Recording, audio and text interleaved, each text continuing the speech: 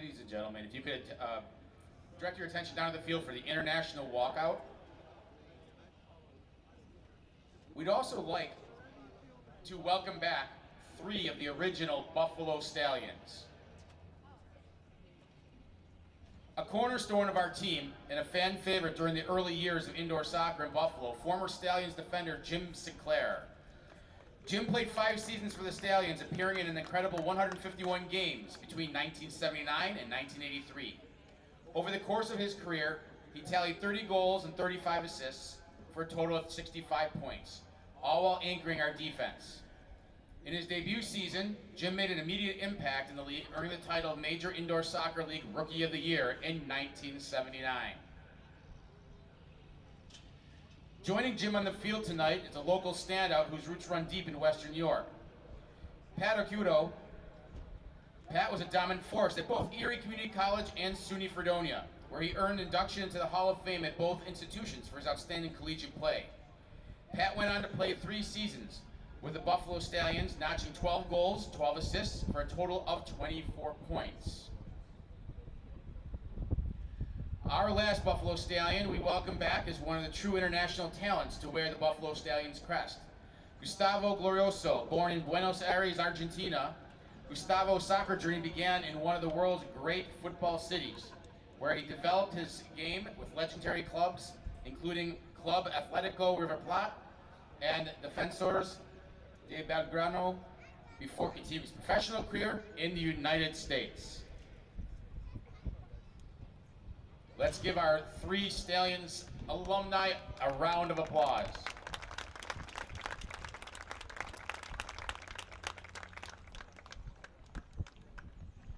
And now presenting the starting lineup for the Erie Commodores. At goalkeeper, number 25, Ellen Horrocks.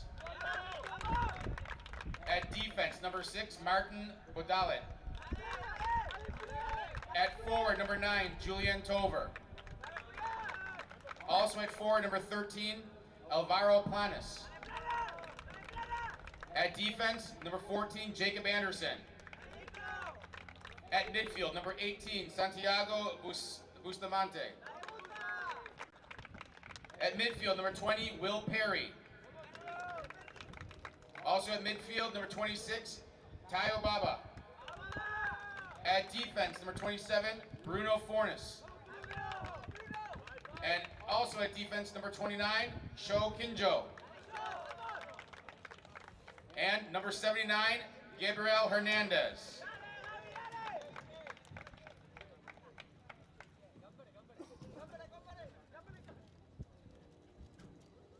All right, Stallions fans, you ready to meet the starting lineup for your Buffalo Stallions?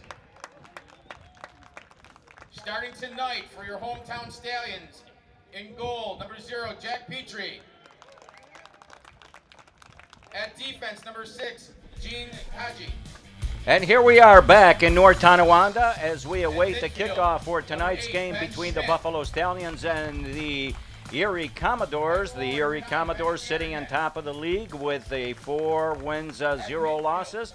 And unfortunately, the Buffalo Stallions find themselves at the other end of the spectrum with 0-3. Adam, they have a big hole to climb out of, and it's going to be difficult against the team that they're playing tonight.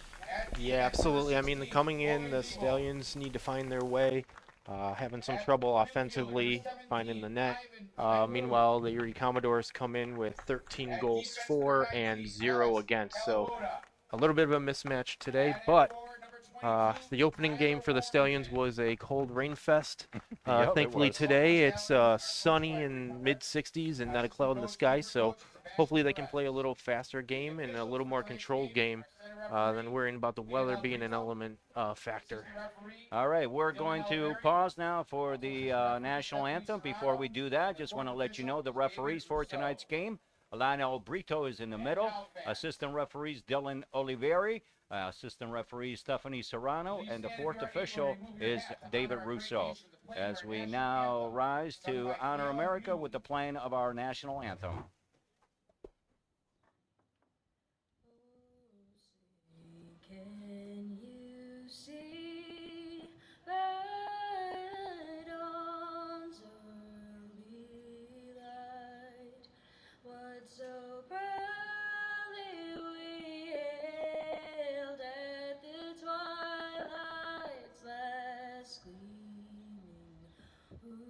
broad stripes and bright stars through the perilous fight.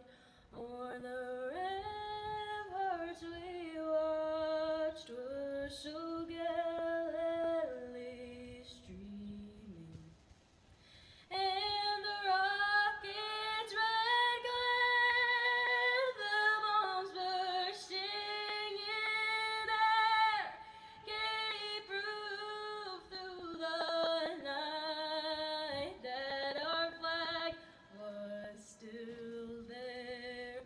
Oh, say does that star-spangled banner yet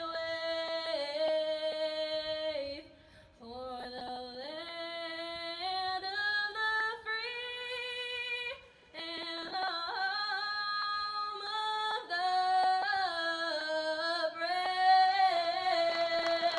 brave. And there you have it, the national anthem. And we are just about getting ready for tonight's game. Other games, out-of-town games. We have the Ambassadors FC of Ohio versus Flower City Union. Cleveland Soccer Club at home versus Niagara 1812. And, of course, your Buffalo Stallions versus the Erie Commodores. And all the Buffalo Stallions home games, of course, are right here on Hometown 1340 WLBL. So glad you could join us. Adam Huxell with me to help out. Adam, so far, you're so good, right? No issues? No issues. Nope. Getting excited and great to see a few Buffalo Stallion legends back. Yes. You know, I know our one of them. Yep. Our Buffalo Soccer Alliance page covers a lot of Buffalo soccer history, so definitely time spent talking about those guys from their MISL days. So it's exciting to see them here today. And during the game, we want to talk about your website, and you've done a great job. And I think it's a great opportunity because you happen to you cover all the different teams in many in Western New York, and there are many organizations and teams. So talk about your website, exactly what it is that you try to accomplish. Yeah, so when it first started, the Buffalo Soccer Alliance was actually based upon kind of my growing up and following the Buffalo Blizzard, the old indoor professional soccer team. Right. And it was a way for me to reminisce kind of my memories of it being younger, and now I'm 38, so it had been a while. It had been a while since, you know, soccer had relevancy in Buffalo, so it was kind of a way during COVID that I started it to kind of just get people talking about soccer again and kind of feeling out what the interest and passion still was. And it's great to see, you know, within the last couple of years, teams like the Buffalo Stallions emerge, and we have the Buffalo Gunners MASL 3, which is a semi-pro. It's not pro, but you know, you're seeing clubs across Western New York spawn, whether they're sponsorship based or, you know, high development. You have academy teams now. So it's a far change from what was 20, 25 years ago. But It's great to see soccer coming back, and especially, you know, with the World Cup coming up in just a couple weeks, I think the excitement of soccer couldn't be any higher. Well, yeah, absolutely. And actually, we'll touch on today's game that we watched, that we witnessed, the Champions League final between PSG and Arsenal.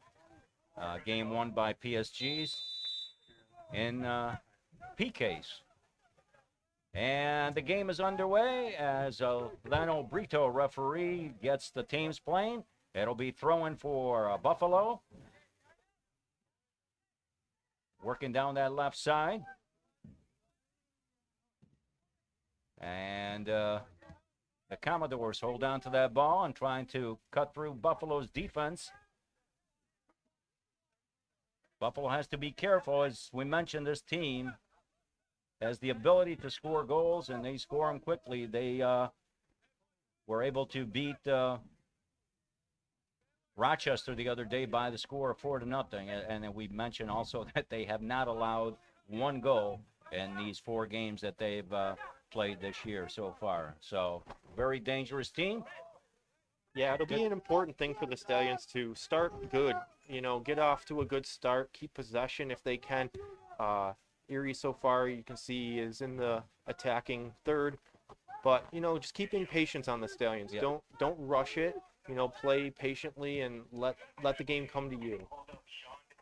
And as we mentioned, talking to Tom Garrigan about all these young Buffalo Stallion players, and most of them from around the area. That's not the case for the Erie Commodores. As a matter of fact, I don't believe that they have one. Actually, do they have anybody that's in a starting lineup that is from the U.S.? Most of them are from outside. So we have a handball inside the 18, and it'll be a free kick for the Buffalo Stallions, who need to be very, very careful with this side. Jack Petrie will put the ball into play.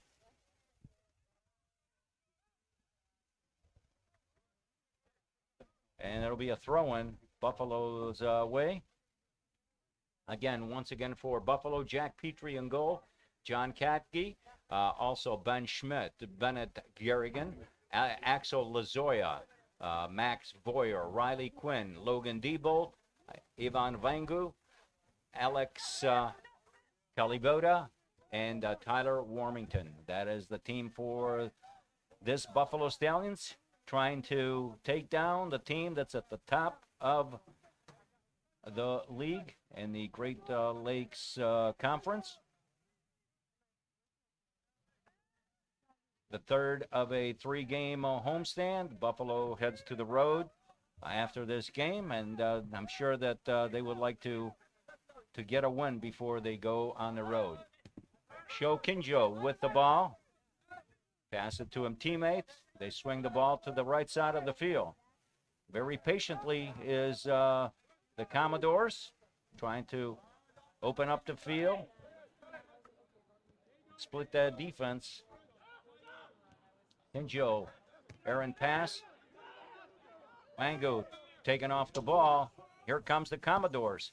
The through ball, too far, goes right to Jack Petrie. Alex, they're very methodical when their approach, and they're just knocking the ball around and looking for that perfect through ball to their players. Yeah, similarly to the last year and their inaugural season, it took the Stallions a little bit to get through the season and really create chemistry with each other. And, a lot of these guys play college ball for different teams. Right. They really only come together in the spring. So getting off to a better start and getting sort of this late beginning of the season started, I think is important for them too.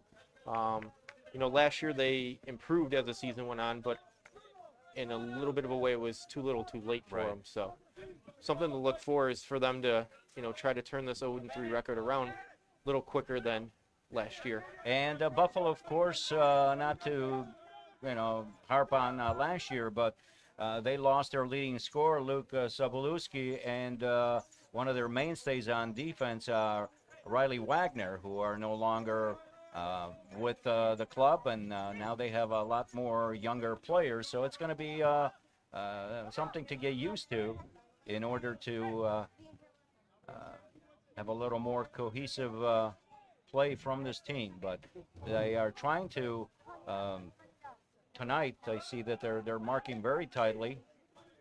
And here's a long ball down the field, but offside.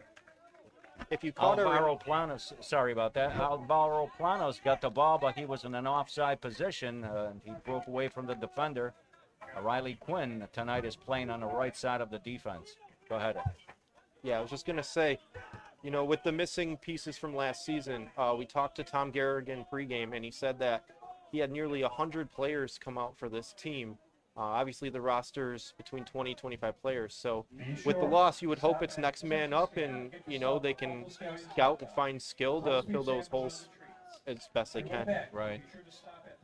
Planos cuts inside, taken away by Ivan Wangu. But the Commodores maintain possession of the ball. Sho Kinjo. Nice little flick, but out of bounds by Alvaro Planos from Spain in this very, very international roster tonight here in North Tonawanda. Nice crowd here on hand for this game for the Buffalo Stallions alumni, and kicking for a cure night here in Western New York. Also, don't forget that on July the 1st, the Buffalo Stallions are in action right here. And after the game, immediately following the game, there's going to be a great fireworks display, compliments of WLVL and Liberty Cab. So we want you to come out there and celebrate the 4th of July a little bit sooner on July the 1st. Great soccer and great fireworks right here in North Tonawanda. You're listening to Buffalo Stallions soccer on Hometown 1340 WLVL. Tony Acuto, Adam Hutzel with you on this Saturday evening here in North Tonawanda, and this NPSL Great Lakes Conference game between the Buffalo Stallions and the Erie Commodores. Buffalo trying to bring the ball up. Long pass for Riley Quinn, who fouls his man. And the referee is going to have a talk with Riley Quinn. Ball seemed like it was out of bounds, and Riley took him out anyway. He took out Alvaro Planas, Valladolid, Spain. Easy for me to say. And during the game, we're going to be hopefully have an opportunity to talk to Jimmy Sinclair, Gustavo Glorioso, and Pat Acuto. Yes, my brother. We'll be up here in a press box, and we'll discuss with them the old days. Yes, makes us old, right, Adam? Yeah. I like to think I'm not, but, you know, even I'm getting up there. Yeah, well, you're a little bit older than me. Lazoya intercepts the ball to Tyler Warmington, who loses it, and here comes, nice heel pass by the Commodores. Here's a shot, but it's stopped by Ben Schmidt. Number 6, Martin Beaudourlet with the ball. And again, the Commodores maintain possession of the ball to Planas against Riley Quinn. But nice step in there by defender John Catgiddy. And the ball will be out of bounds. It'll be a throw-in for the Commodores.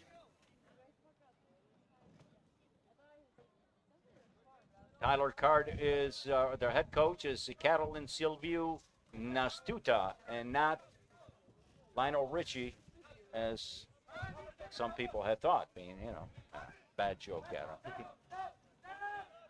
Great night of soccer here in North Tonawanda. Nutmeg right through Riley's leg, and the Commodores again very content on pushing the ball back until they get that perfect situation where they can pop that ball in, just like they're doing right now, coming down the right side. Here's a shot, but it's blocked once again by the defense, Ivan Wangu. The Buffalo Stallions defense holding their own so far. Erie doing a good job of using both sides of the field to attack, but Buffalo's coverage has been good so far. Well, you cannot defend for 90 minutes, and Buffalo is going to have to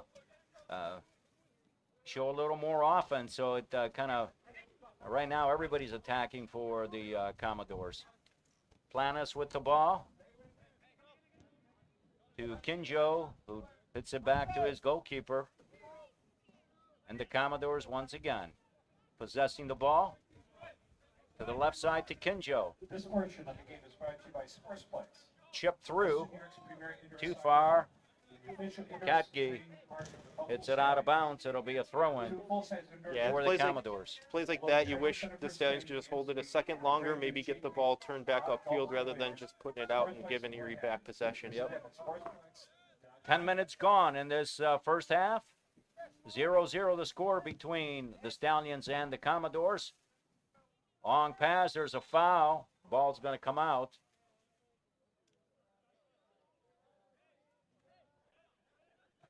See what Buffalo can do here. Logan Debo hits a ball back to his goalkeeper, Jack Petrie. Back to Debo. Kalabidova to Debo.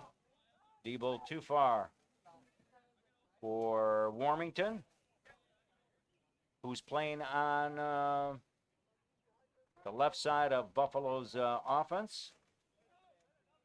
Up at forward is Max Boyer. And on the right side for the Stallions,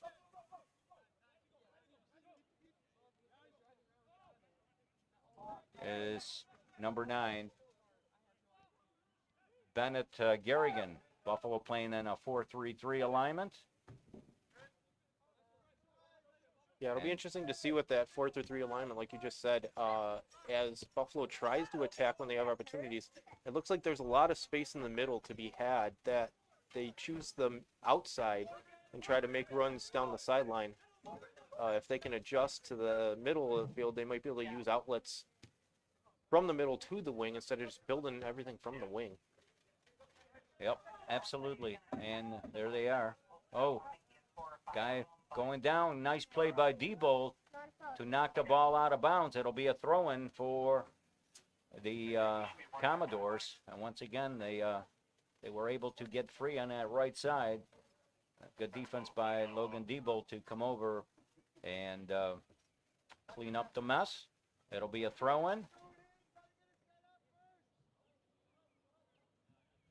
Buffalo's defending, and they've been defending pretty much the entire game. There we go once again. The Commodores coming through, but it's taken away. Hit up the field, but Max Boyer was not able to get to it.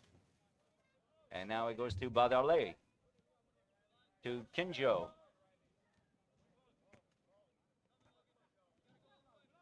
Commodores controlling the ball. A chip through, but it's cut off by Kalabidova. O'Leary Lodge. Order to Sons and Daughters of America. O'Leary Lodge actively fulfills its mission by making donations to a variety of local charities. It'll be a throw-in once again. 13 minutes gone in this first half. 0-0 between the Stallions and the Commodores. Buffalo having difficulty maintaining possession of the ball. Not the case for the Commodores. Here's Poyer one-on-one with Riley Quinn, who does a great job in shielding his man. It'll be a throw-in by the Stallions and Riley Quinn. He really did a nice job on that one, Alex. Yeah, Riley Quinn, the captain for the Stallions. 2 years in a row, interestingly enough, the captain of the team has been defender. So obviously a defense-first mentality, and that's where your leadership's coming in. And so far, it's looking good for the Stallions, even though they've been very defensive so far. Right. Adam, you were talking about North Tonawanda, and in the old days, you said, "Well, I never played on a field like this," right? Either did I. I played from in NT from 2001 to 2004. We were on the other side of the park on the grass field. So one season with lights, but real grass, and definitely not the stands like this, not the scoreboard like this. So here's Warmington with a long cross. Unfortunately, it goes out of bounds.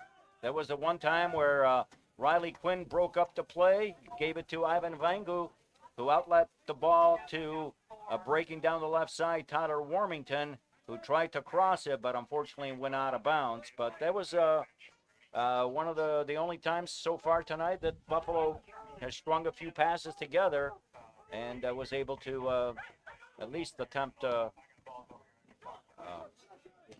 opportunity down that field. Katke Comfort Windows. stops the ball. Home remodeling care for your Buffalo Well, I home. don't know about that one. That was ill-advised pass, but You can take care of all your needs for your home. here's a through Comfort ball Windows. by the Commodores. Can they get it? Yes, Jack Petrie is able to get to the ball before it went out for a corner kick. As the Commodores were looking to get Julian Tovar involved. Yeah, and that Stallion shot goes wide, but you know what? It's plays like that that start to build confidence. You know, getting your first kick at the goal. Hopefully they can build on that. Right.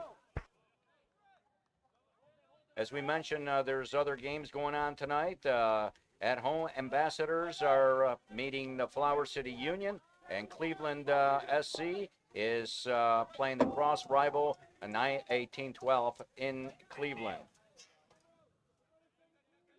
Corner kick for throw-in for Buffalo. Riley Quinn will throw it in.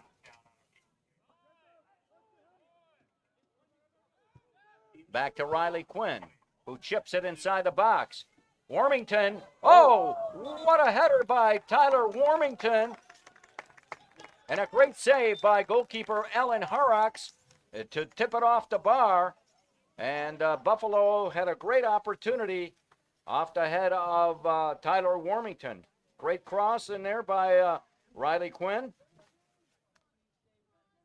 Yeah, goalie Alan Herrick's for Erie got his right hand up on that one, pushed it up, and went off the football goalpost above the net. Lazoya with the corner kick for Buffalo. Inside. Oh, great play by the goalkeeper.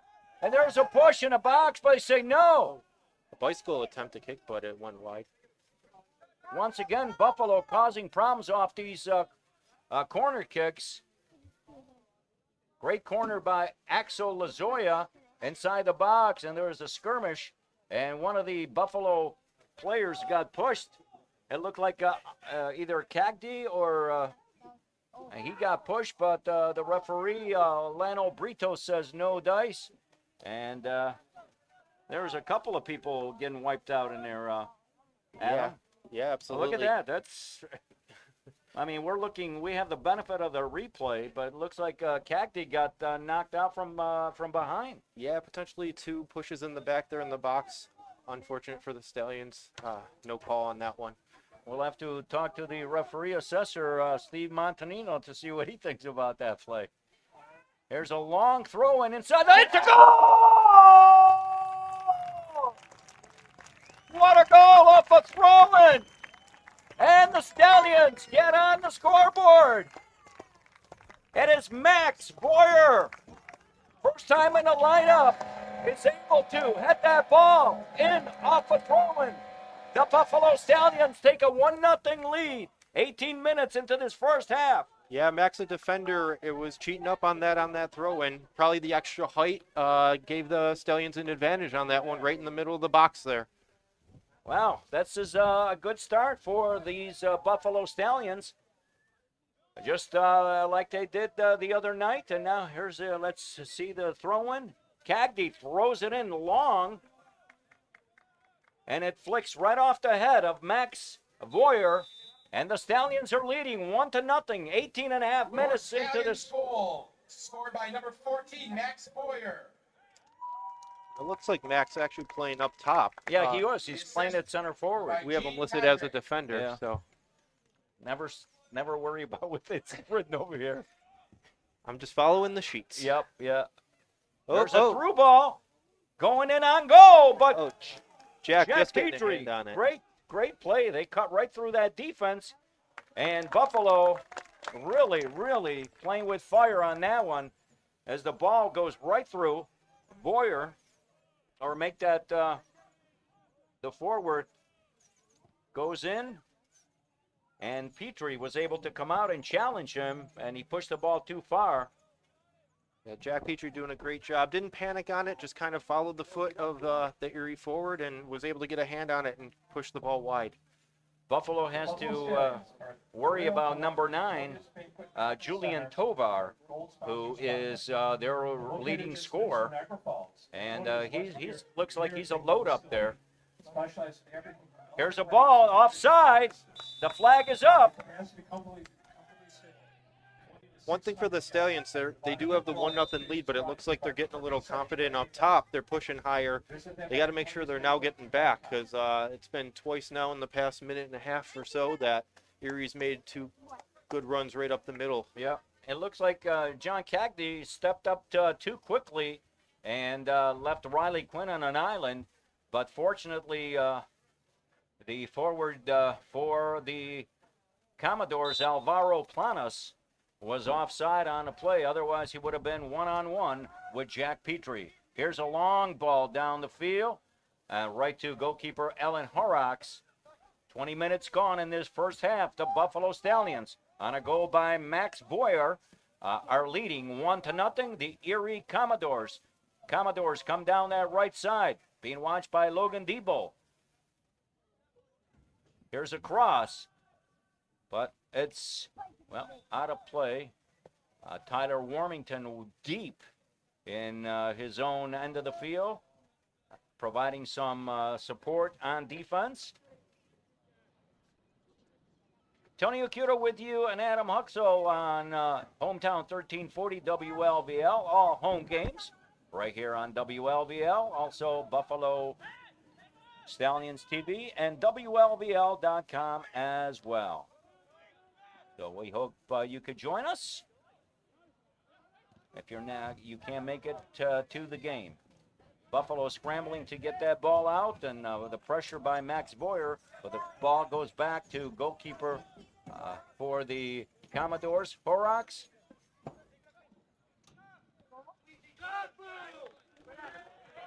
Beaudolet comes upfield with the ball, but he loses it. It'll be a throw-in for the Stallions. There.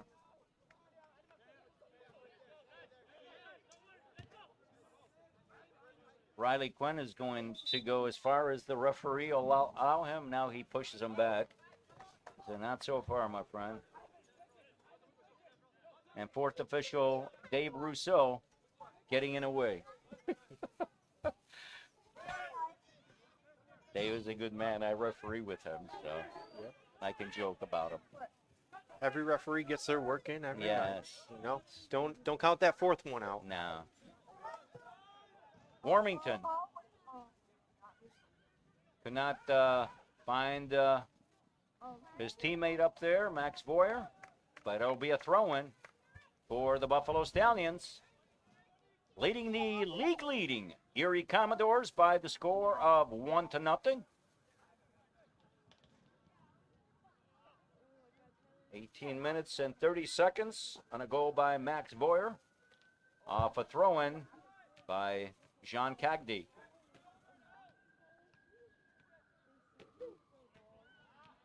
Here comes Lazoya. Loses possession, but Buffalo's able to track back and get the ball. Diebold to Warmington, who chips it inside, but looking for Boyer, but headed back by Beaudolet to his goalkeeper, who puts the ball down. Back to Beaudolet for the Commodores in their own 18-yard box. Beaudolet, long ball down the field. Debo defending well. Tries to find Warmington, but too far. That'll be a throw-in for the Commodores at midfield. So far, Adam, what do you think? Buffalo's doing a great job. You know, they got the goal right after it. Maybe a little bit too eager to maybe get a second one instead of playing defense. A couple chances for Erie coming right after that. But, you know, only really one good offensive threat for Erie so far, and a good following diving save by Jack Petrie, moving right to left on that. Planas to his teammate. And kudos to the Stallions defense. You know, they're keeping everything outside. The first part of the game, Erie had a dominant possession numbers, but really nothing threatening through the middle. Here's a chip inside the box. Riley Quinn needs help. There's a chip inside, but Jack Petrie is able to get that. I know Buffalo wants to play defense, and they're sometimes shifting over too far and leaving too many gaps down the side. And Riley Quinn, in that case, fortunately for him, he had two guys that he had to mark, and he had to choose which one. The Commodores maintain possession of the ball. And they're coming down that right side. And here's a foul. Yep, Foul on Buffalo. It'll be a free kick. Kaliboda committed the foul. And that'll be a free kick for the Commodores. On this Saturday night here in North Tonawanda. Great night, great crowd. Great continues to support this Buffalo Stallions organization. They really do a great job in promoting not only a sport, but their brand. The fans are happy today. The first So home far, game. so far. First home game was wet and rainy. This one sunny and mid-60s, and Buffalo with the 1-0 lead. It was a miserable night. Miserable. It started out very well for Buffalo, and unfortunately, that was not to be the case. They lost 2. Yeah, as fans, you don't like those wet and rainy games, but as Yeah. players, you're used to it. You know, these guys have all played through pretty much everything. Here's a missed pass by Lazoya inside, but Jack Petrie was able to corral that ball. Axel Lazoya, errant pass cut off by the Commodores. And now here comes Buffalo. Warmington, give and go. But apparently the ball went out of bounds. And it'll be a throw-in for the Commodores at midfield. Yeah, Petrie quick to get off his line on that one and catch the ball Yep. coming through. Eliminating any in middle of the box play there. And once again, the ball is at midfield.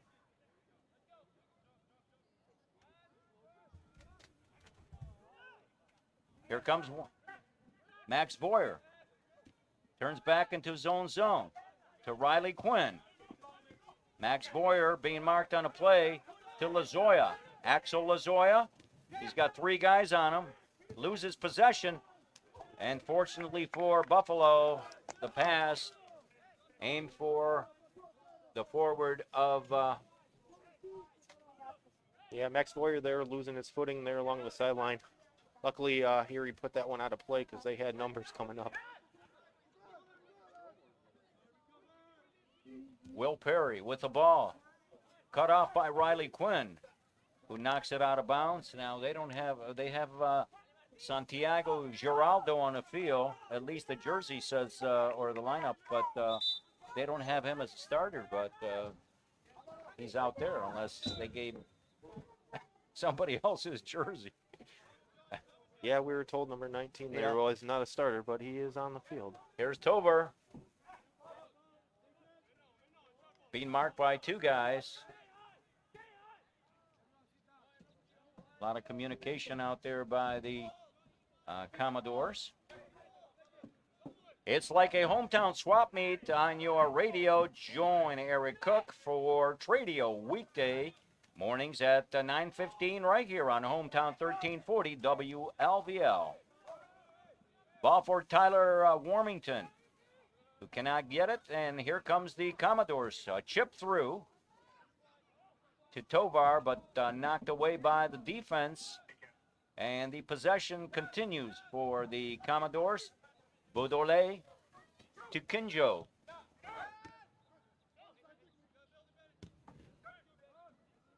The Commodores happy, and here's a long right side pass, and inside the play to the forward, knocked away by the defense. And Adam, that forward was left wide open over there. Yeah, Caliboda was nowhere near him. fortunately for the Stallions, the center back's playing strong so far. We're able to clear that, but yeah, open left. There's a problem for Buffalo inside the box. Oh, good block But there. good block by Riley Quinn. Here's another shot inside, but knocked away by Buffalo. Here's a through ball for Boyer, but it's cut off by the defense of the Commodores, and Jack Petrie is able to come out and corral that ball. Yeah, the Erie pressure's coming up the right side a lot, but credit to the Stallions center backs. They're really closing down that space and getting to the balls quicker than Erie is and being able to clear them balls out of there. Here comes another errant pass. Inside the box to the 18, the shot. And it's deflected wide. It's going to be a corner kick. Adam, I don't know about you, but it looks like they're going down that right side, and Alex Calivoda has to do something to cut those passes off. A few times he's been out of position. It looks like the Erie right winger Julian Tovar has been in the key moments of their plays building up from the attack there. A lot on the right side, and then it looks like they're looking to cross it into the left, but Stallions shutting everything down so far. 31 minutes gone in this first half. The Stallions leading 1-0. And there's somebody down in a box. Can you? I didn't see what See happened, what but happened. Somebody right on must the have goal line, I wonder if he got pushed or. Somebody must have popped him with an elbow. We're Can looking we at see it. it? Oh, poking the eye. Oh. Bruno Fornes of Erie looks like he might have accidentally caught the Stallions player in the eye. I can't see who's down. John Cagdy. No, it's Ivan Wangu. It looks like Ivan Wangu is grabbing his eye. Yeah, it wasn't a push or anything. Just looked like an unfortunate hand up that might have caught Ivan right in the Like eye in there. championship wrestling, the rake of the eyes. Here's the ball inside the box. It's cleared out, but there's a shot. And lucky for Buffalo, it was a shot over the crossbar. Buffalo was able to get that ball out. Yeah, Jack again, quick off his line, punched that one away. Kind of gave up that rebound, but not really a threatening shot. Headed out inside. Buffalo's got to get on those. Jack Petrie was able to knock it out, but again, defense has to do a better job.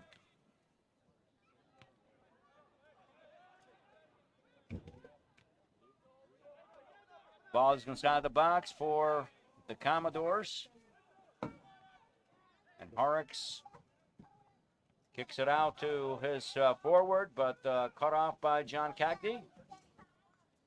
Another long ball. Long ball. Yeah, this is the part you hope the Stallions can kind of gain control and possession a little bit. You're really dominating possession the last 5 or 6 minutes of this game. Good job by Riley Quinn. A tough tackle there, and it went off the forward of the Commodores.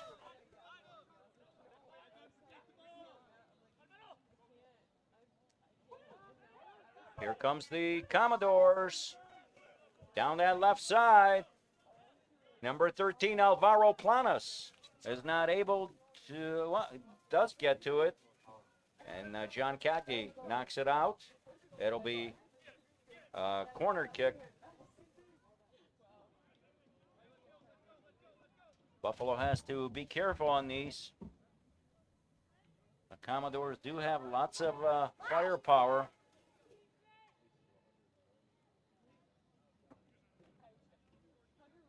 Looks like they're setting up on the top of the 18. Here's the chip inside. Head ball. And it's cleared out by Buffalo. Logan Debo clears it out.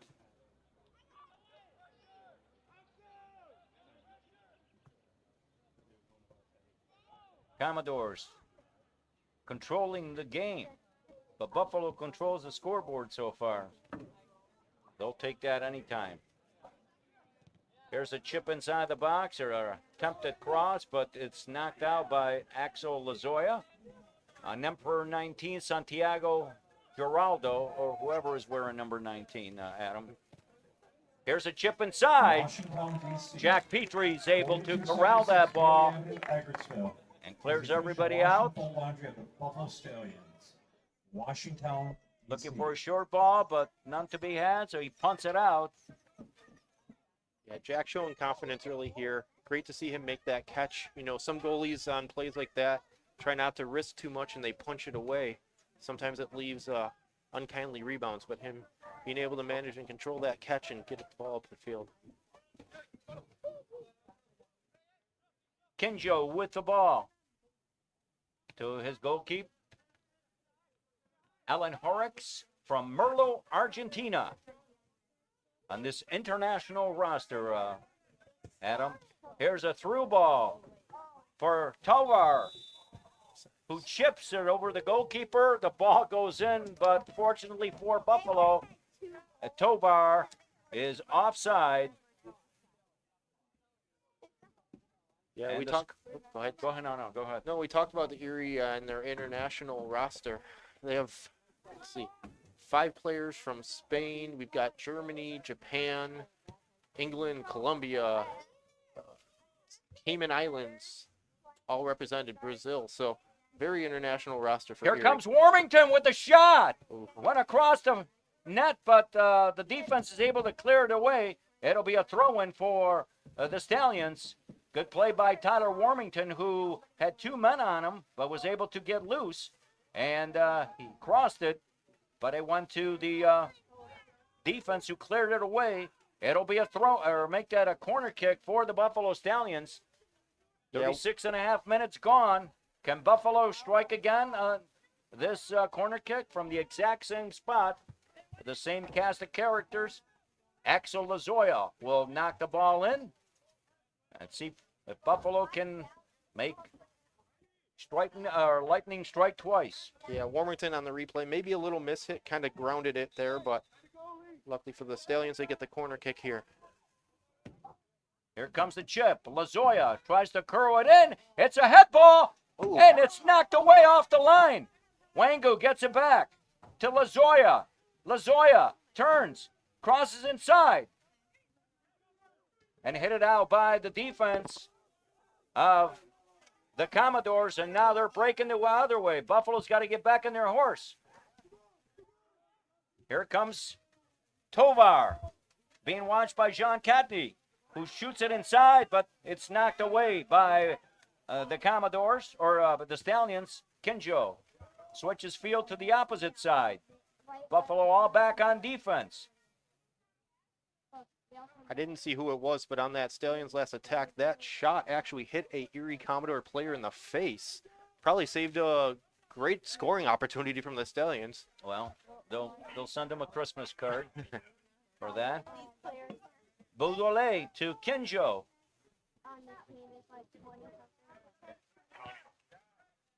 Yeah, that shot might have found net if it didn't hit the Erie Commodore player right in the face.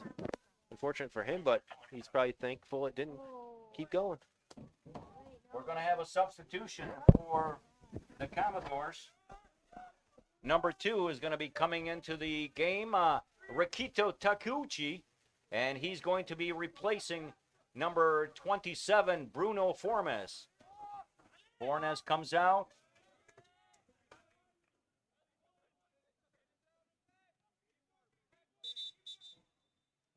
And number 2, Rikito Taguchi from Tokyo, Japan, is in the game. Exiting game right now, number 27.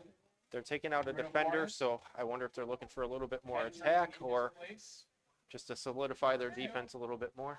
Rikuto Takuchi. Here's that last play. Headed back by Kagji. The shot, Yeah, Riley Quinn there Riley Quinn, takes a shot, hits a defender. the defender right in the face.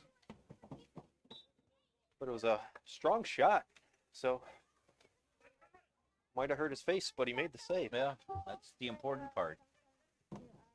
Doesn't matter how you save it. Yeah, as long as you save. It'll feel worse tomorrow, Adam. Hey, if you save a goal, you're not even you're- feeling it. You're feeling good. Kinjo. The Commodores playing with the ball. This portion of the game is Baudoulet brought to you by to the Greater right Buffalo side. Physical Therapy. The official Warmington levels is of back Buffalo helping on Stallions. defense. From youth players to pre-professional athletes. Good play Always by the everything. defense. Ivan We trust Wangu. Greater Buffalo PT to help keep But the players Commodores strong, control the supported, ball. and ready. 40 minutes Learn gone, more first and half. schedule an appointment today at GreaterBuffaloPT.com. Planas.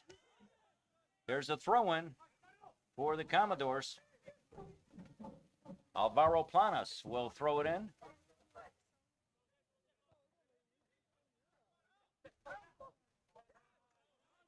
But they could not work that, and it'll be a throw-in for the Buffalo Stallions, Riley Quinn. Yeah, one of the few times Erie building it up from the left side. A little miscommunication there leads to a Stallions throw-in, but so far it's been mostly to the right side. Yep. Last couple minutes you're seeing more to the left. So don't know if it's a tactical strategy change or, you know, they're just trying to build something up, being down 1-0. They're complaining about the throw-in.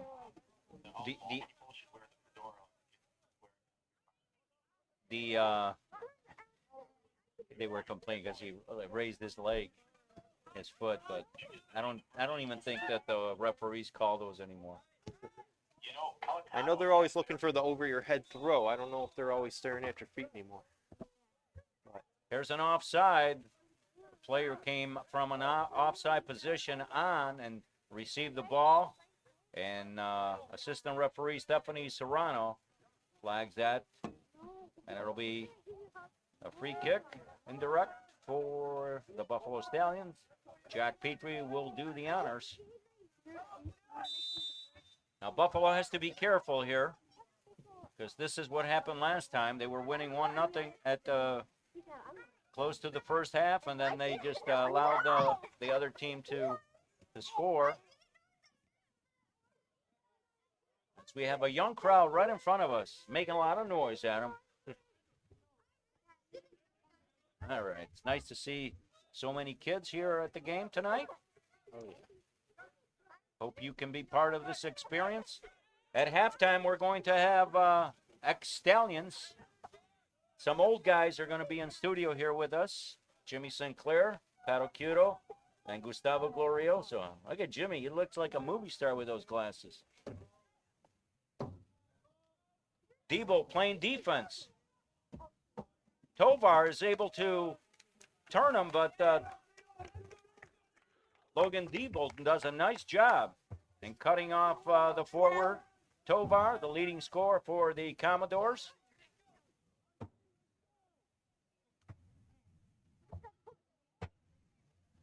Throw in for the Commodores.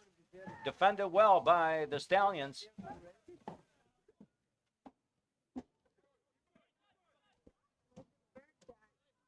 Oh, nice play by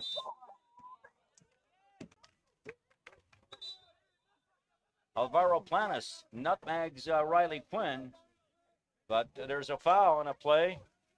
Jimmy, how you doing, buddy? Hey, Gustavo, good to see you. Good, Jim. I won't hug you.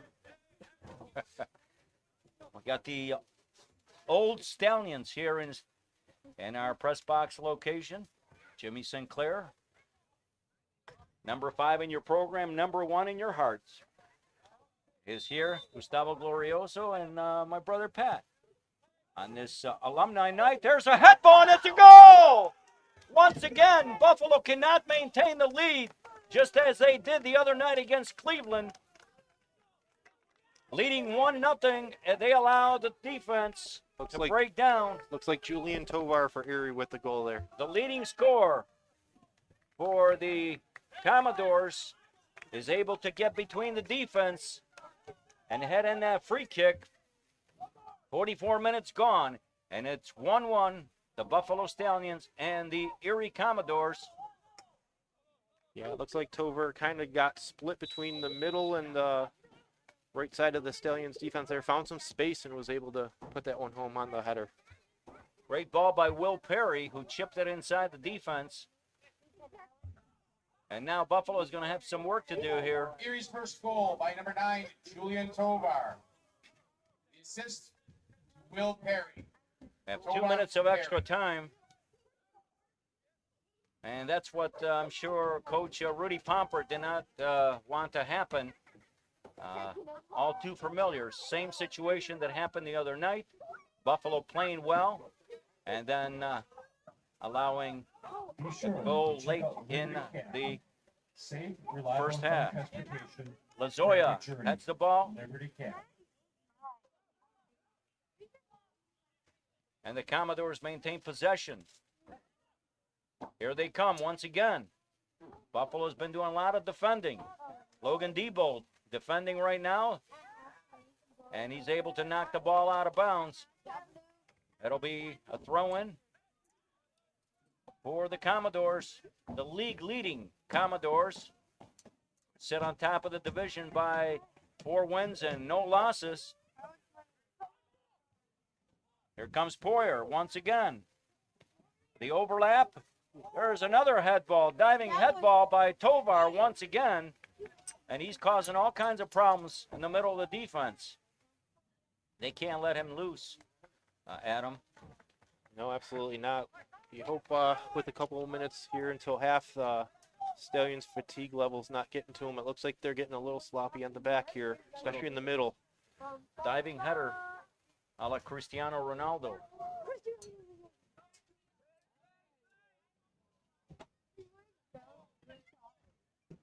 As we mentioned, there's other games being played tonight. The Ambassadors of Ohio versus Flower City, and Cleveland versus Niagara 18-12. We'll try to pass on the scores as we have them. And here comes the Commodores once again.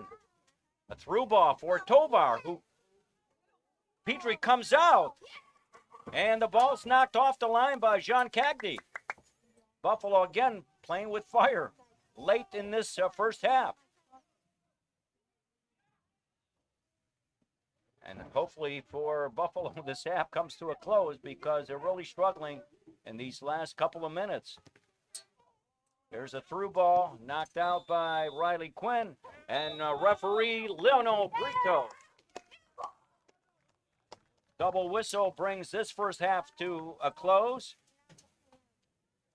And the Buffalo Stallions and the Commodores are tied at 1. Concession stand for some delicious food, or check out our groceries. We're bringing you this game live on Hometown 1340 WLVL. So glad you could join us.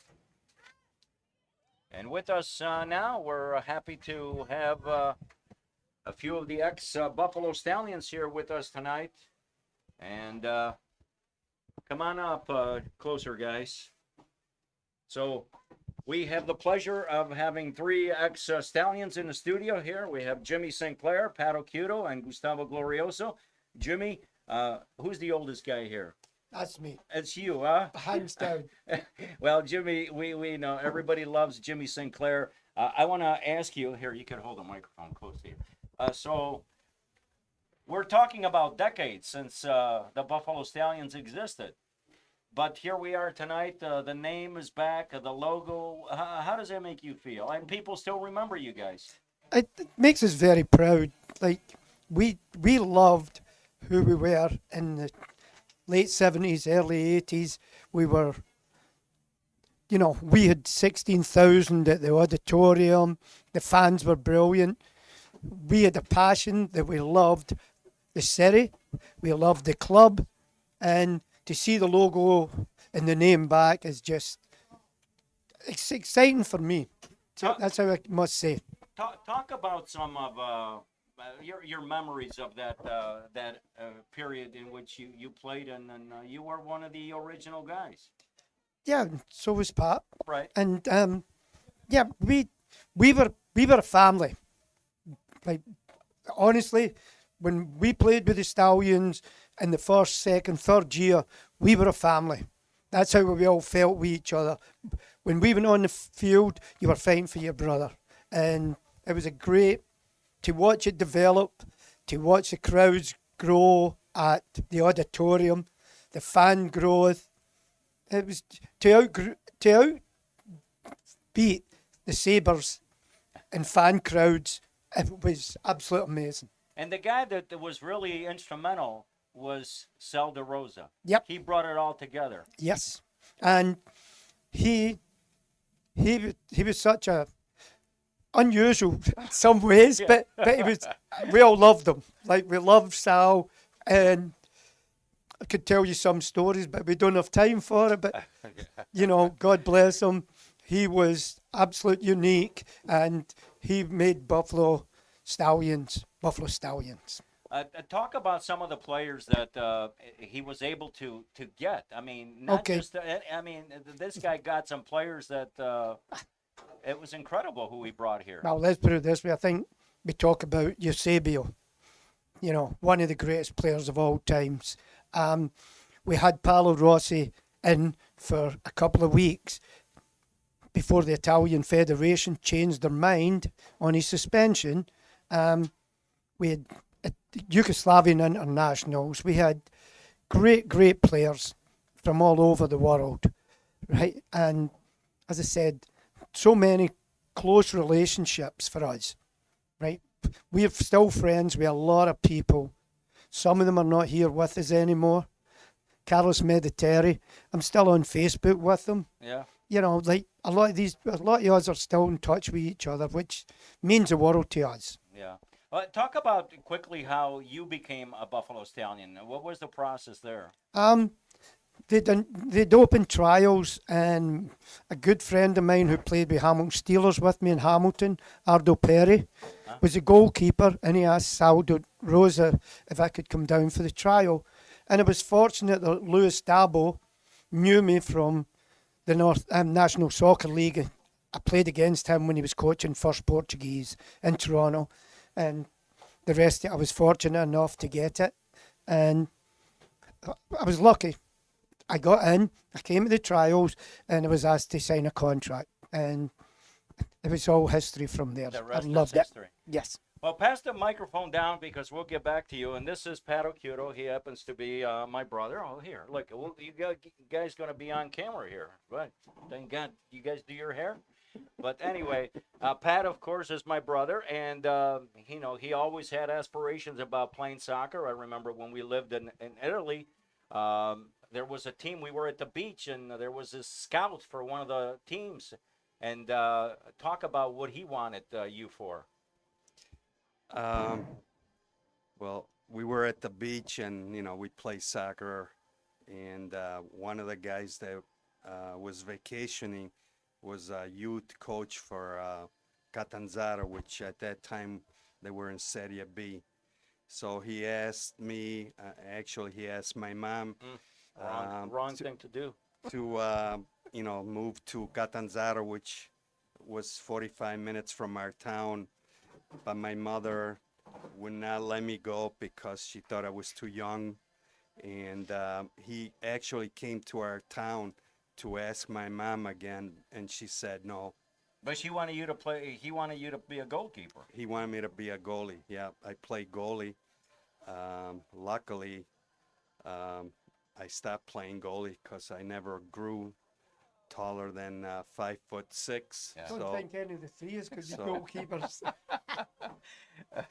Talk about when we came here and we went to Maryville Yeah. and then you went to Fredonia and how you became with the Stallions. Yeah, we moved to United States. Went to high school Maryville, then I went to ECC for 2 years and Fredonia State for the rest of the 2 years. The Stallions had an open tryout, like Jimmy said. I went to the tryout and I was asked back. I was still going to Fredonia, so my father wanted me to finish college. And then I think in November, after I graduated, I went back with the Stallions the very first year. So, yeah. That's how I became a Stallion.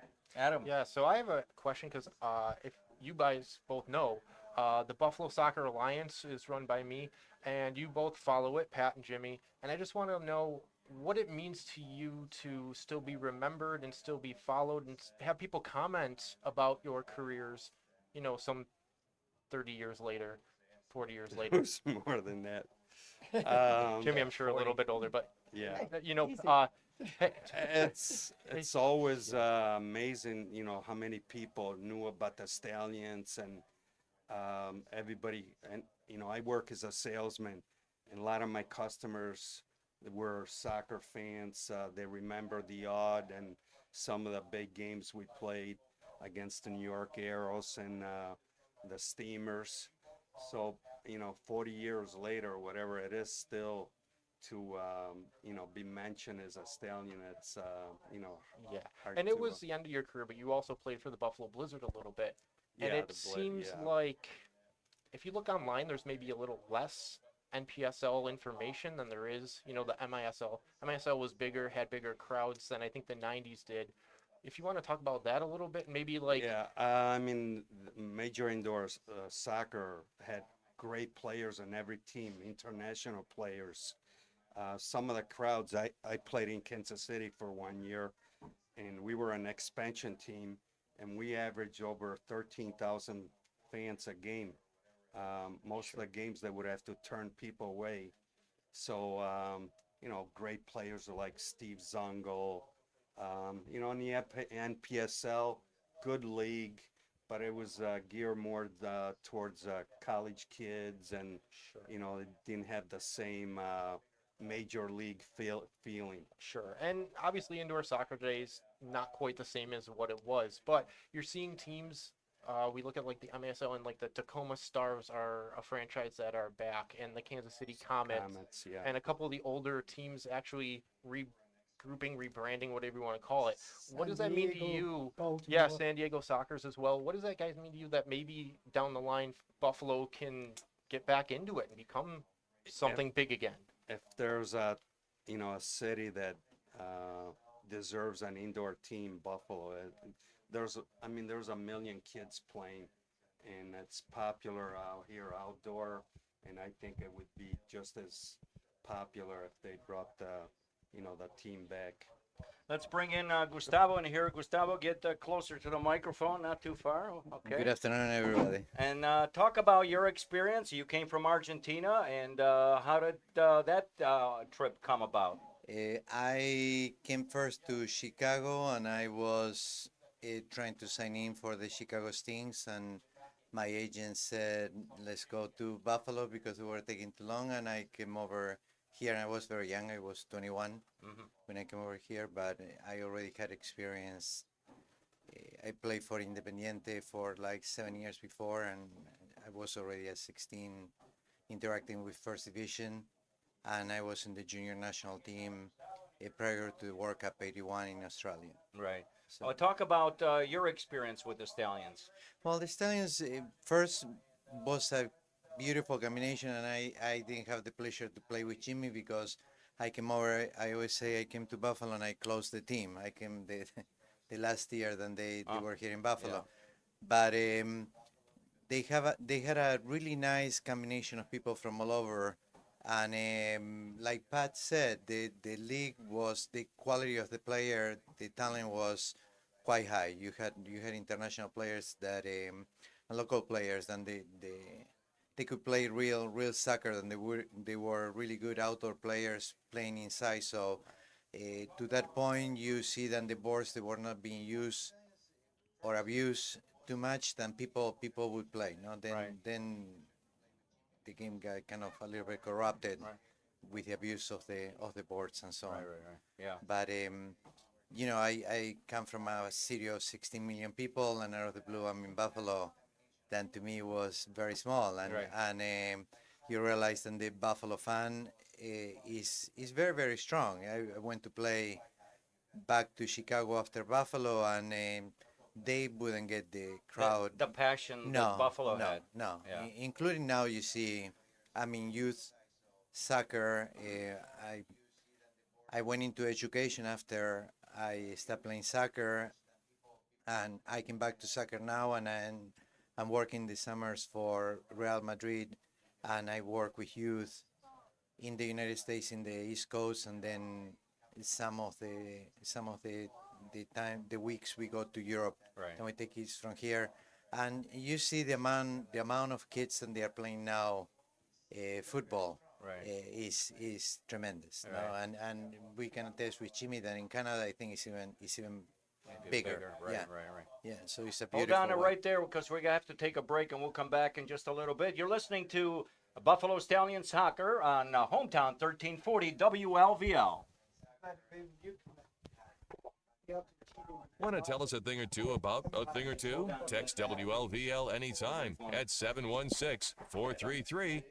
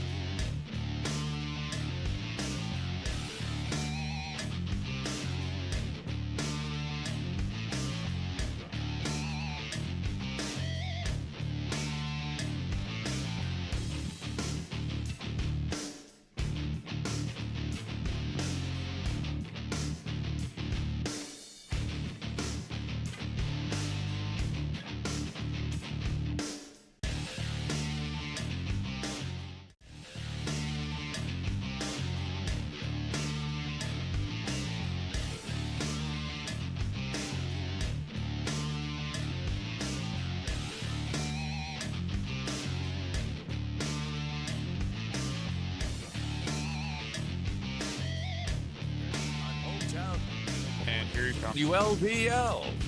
We're back here in North Tonawanda on this NPSL soccer matchup between the Buffalo Stallions and the Erie Commodores. Buffalo scoring 18 and a half minutes into the first half on a goal by Max Boyer. And the Commodores were able to tie up the game late in that first half. And we have here in the press box with us ex-Buffalo Stallions, being that it's alumni night here in Buffalo and North Tonawanda. We have Jimmy Sinclair, Pat Ocuto, and Carlos.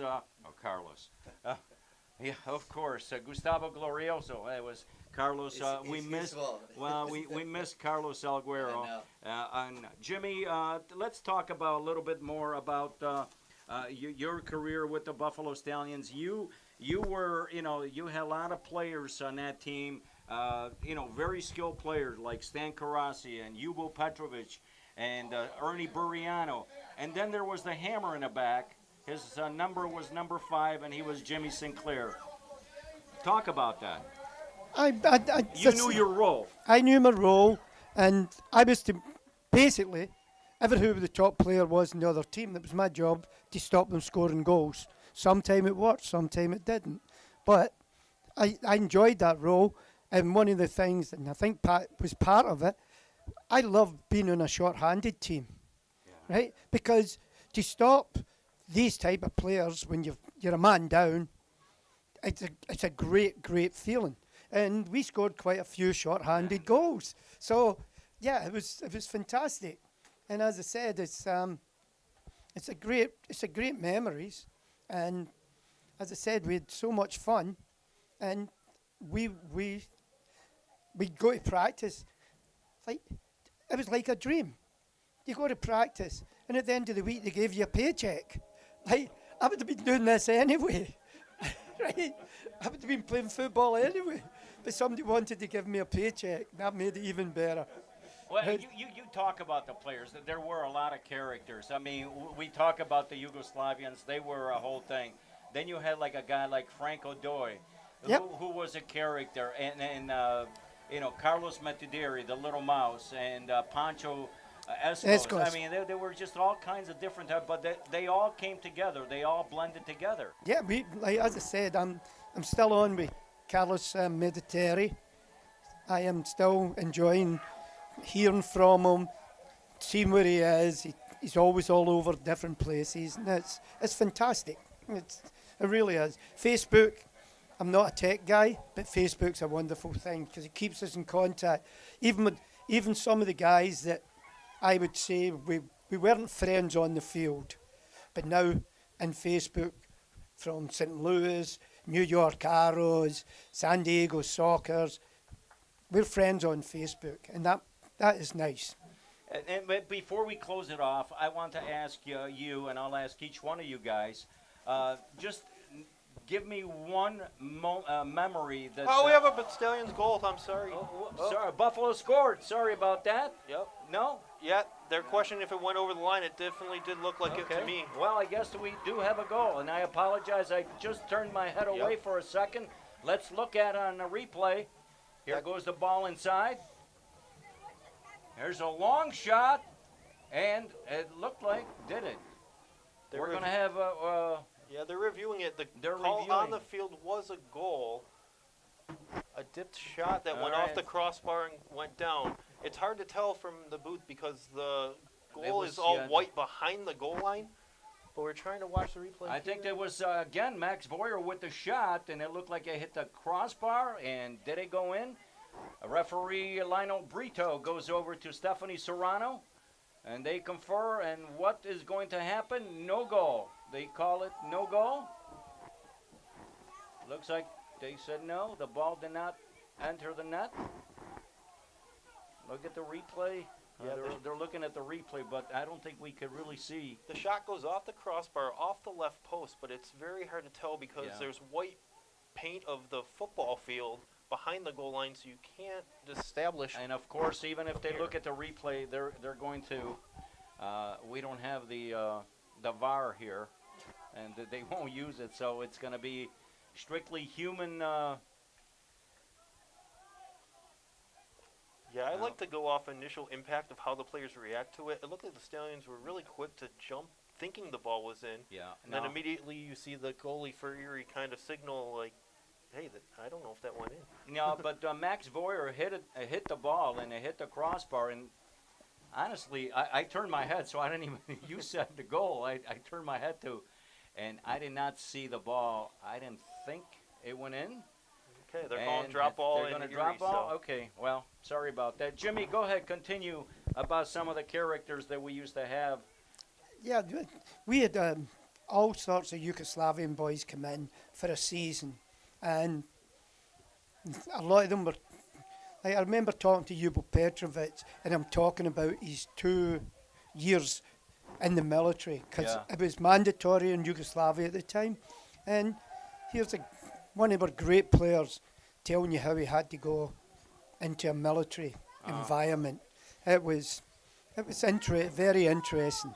But There's offside. yeah.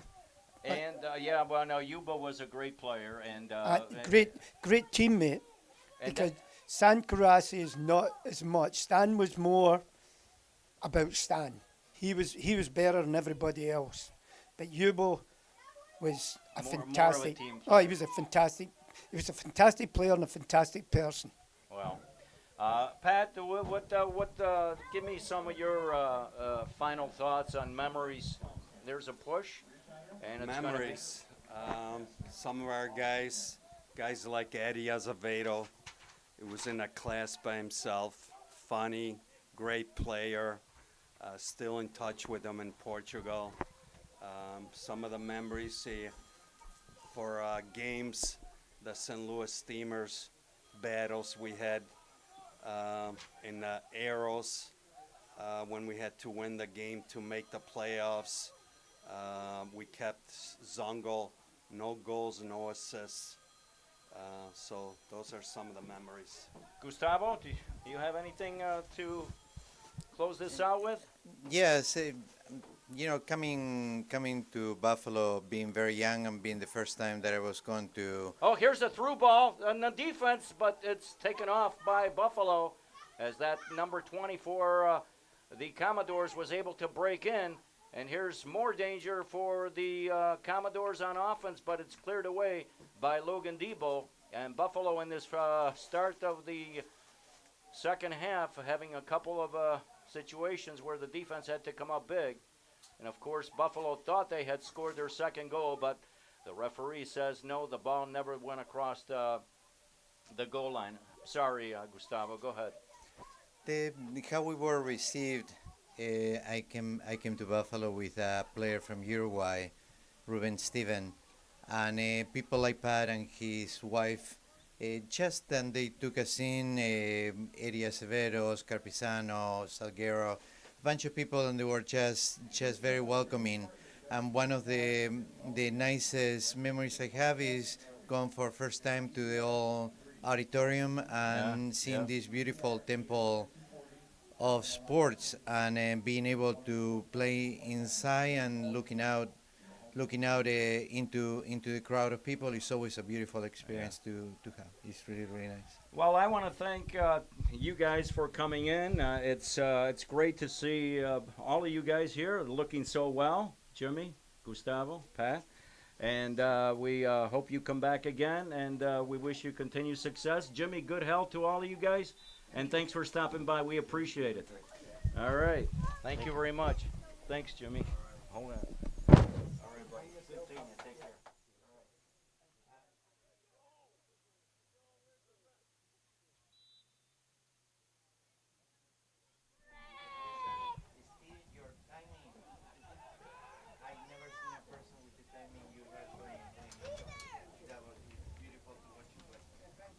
Jimmy, you're the best. Thank you. Take care, Jimmy. We'll be in touch. All right.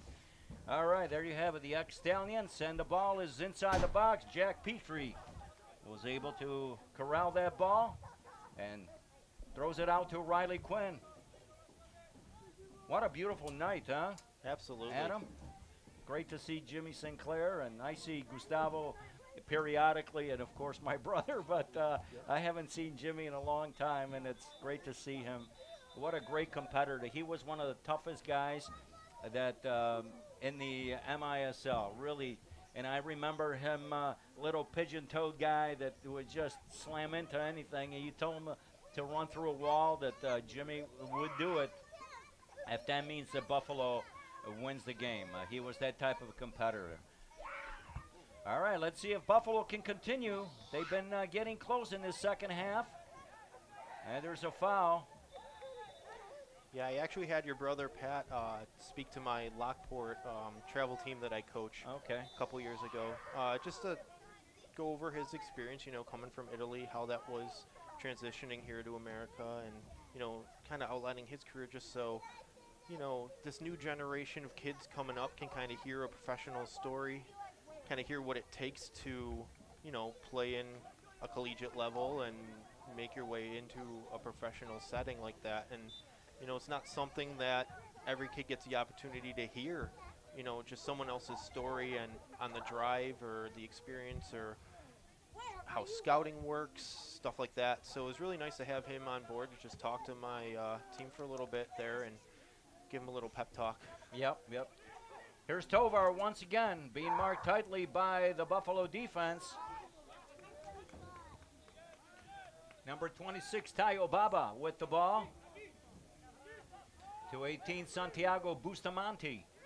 Oh, nice step over, chip to Tovar, going in. And Jack Petrie is able to knock that ball before Tovar was able to get it on his foot, and he would have been clear into a wide open net. Baudole with the ball.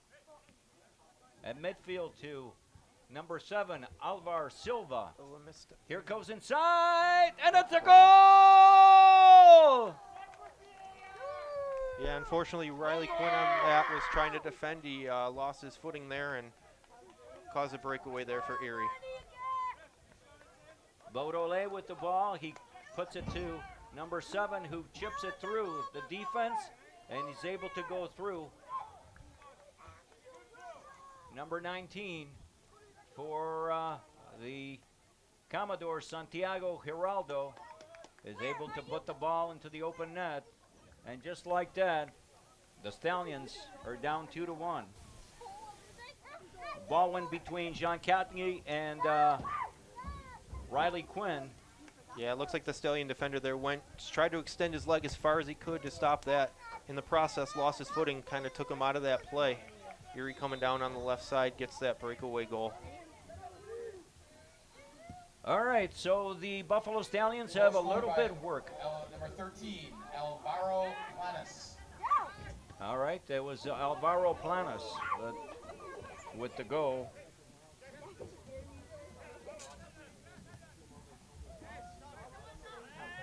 And just like that, as we mentioned, 2-1 for the Commodores. Soccer Drive, youth soccer's most extensive coaching resource. Empower your soccer coaching journey with Soccer Drive. You got parts or you're way down. Who's that, Erie? Oh, I'm not sure. Oh, there. Okay, here's Tovar scored the first. Tovar and Planas with the goals. And here we ball inside. Oh, hit the goalpost, then the crossbar. Make it work! Don't let him shoot! I literally yelled break and it didn't score and it hit the post. Well, we have a loud bunch in front of us. Where are you going? The kids down there doing their own Oh, play-by-play, they're calling doing it their own off the play. post. Yep. Here comes the Commodores inside the box once again. But it's over the end line. Thank you, Goalie! Alvar Silva trying to put the ball across. But it'll be a goal kick for Buffalo. Katge with the ball. Long searching ball for Boyer. It looks like he's going to get a foul called on him as the forward make that the defender for the Commodores is down, and they're saying that Boyer elbowed him, but looks like there was just shoulder-to-shoulder contact, and He went down. No harm, no foul, says the referee. Lionel Brito. Yeah, there was no elbow there as we're looking at the replay.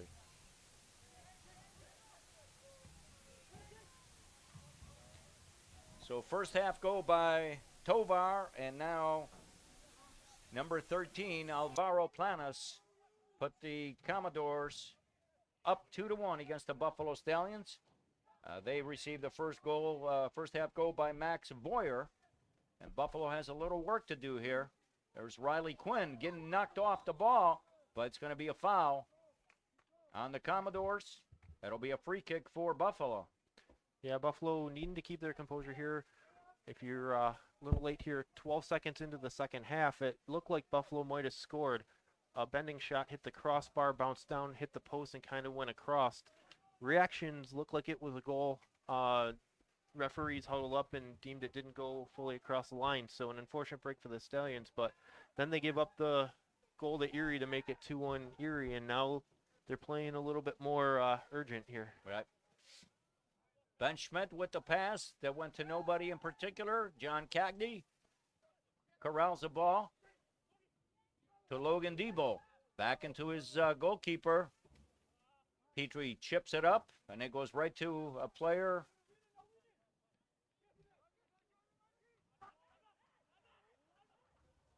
Here come the Commodores, intercepted by Diebold. And Tyler Warmington could not get to that ball, but we have a free kick. Looks like we have a sub coming in for Erie here. So number 3, Matthew Bovain. Commodores, number 3, Matthew Bovain. Replacing. Exiting the game is number 6, Martin Badoulet. So the captain, Martin Badoulet, comes out.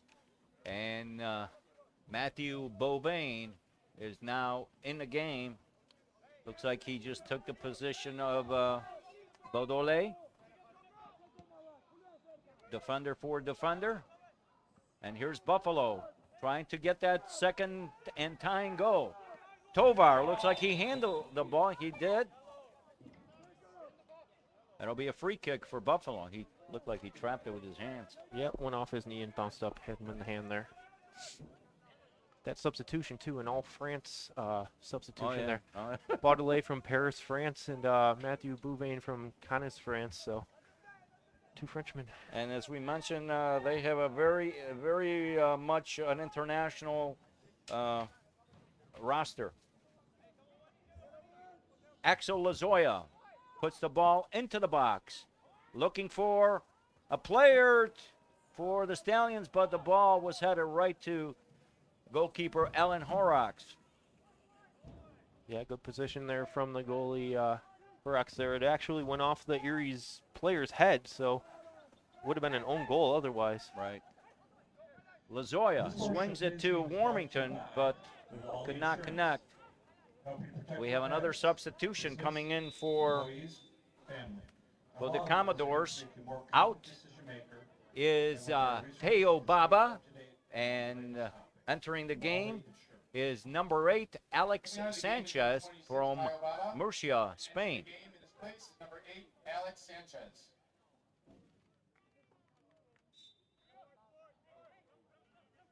All right, another international exchange.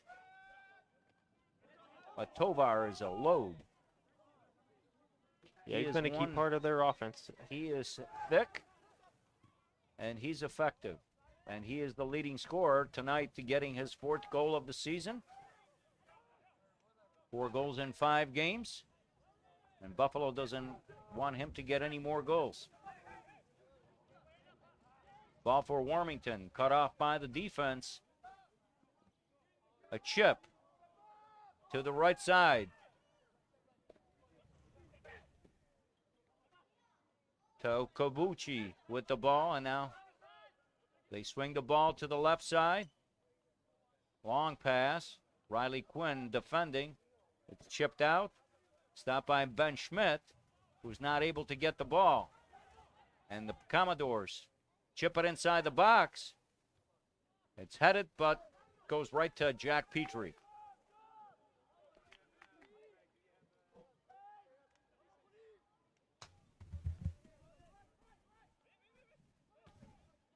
Adam, Buffalo's got a little work here. Yeah, they're starting to play a little anxious, being down 2-1 here. You'd like to see them try to build up the play a little more, get possession a little more. I mean, they have plenty of time. They got 30 minutes still to go. Absolutely. It looks like wholesale changes for Buffalo. Looks like Johnny Pizzino is coming in. Also, Tyler Cole.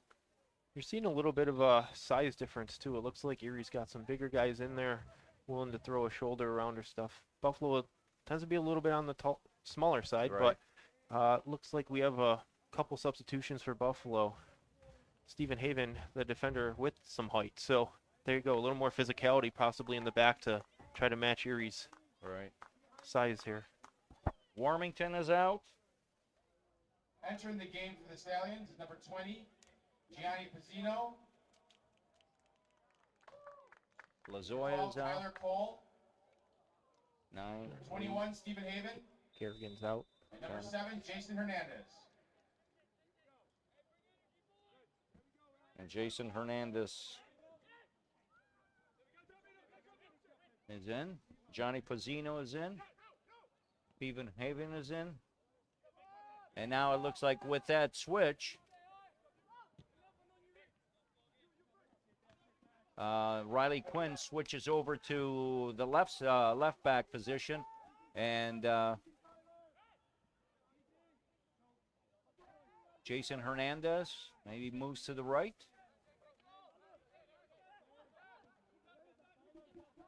All right, let's see what Buffalo can do here. Oh, he's way offside. Tovar is offside by 5 yards.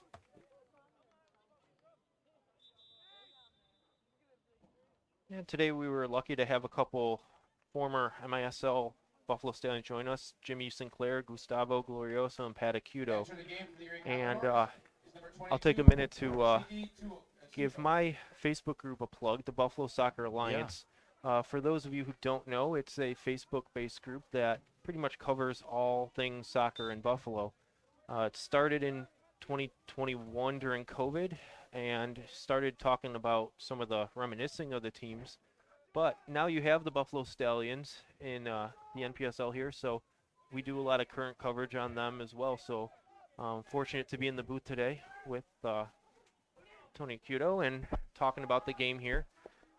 But I just got to say, you know, not because you're here, but you do a great job as in promoting soccer in general and all the different organizations, and it's a lot of work, and you do a great job. So, congrats to you. Yeah, we try to mix it up, talking about different teams. For those of you that don't know, there's also a indoor semi-professional team, the Buffalo Gunners FC. The last 2 seasons they played in Lockport, New York. They play against teams from Cleveland, Youngstown, and Rochester. Ivan Wangu, who's on the Stallions, also plays on that team as well, so there's some crossover going on. But yeah, over the last couple years, you're seeing soccer increase here with some new teams. Obviously, Buffalo USL Pro still trying to kick things off, having some unfortunate stadium location questions and trying to get their franchise off the ground. But their president, Peter Marlette's a great guy, and I know he's working extremely hard trying to finalize a lot of things there. So yeah, over the last couple of years, I think you're seeing a growth in Buffalo soccer, which is great to see, and we just try to cover everything we possibly can and also reminisce about the former Stallions and the Buffalo Blizzard teams. I actually grew up with the Buffalo Blizzard in the 90s. I was a little kid, but had season tickets, was a ball boy for the team, was really centered around their team a lot of Here comes the Commodores inside. Very dangerous. Buffalo is able to get that ball out. But Rikito Tagauchi was able to go in, beat the defender, and had a great opportunity. But fortunately for Buffalo, they were able to not put together that last touch, and subsequently it comes out. But the Commodores, again, putting the pressure on. Yeah, and going back, it's kind of full circle for me being here. I actually went to North Tonawanda High School, played 4 years of soccer here. Even before that, I played Buffalo Premier before it was the Stallions, so we're going back a little bit. But Here's a shot just wide.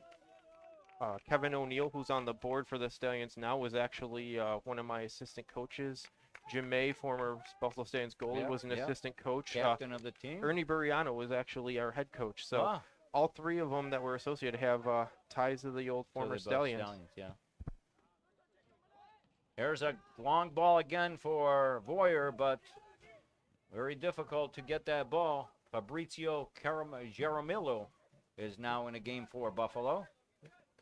So when I played Buffalo Premier, it was interesting too. I actually played with Sergio Buriano, who's Ernie's son. Ernie's son. Brian May, who's Jim May's son. So we were all within an age of each other.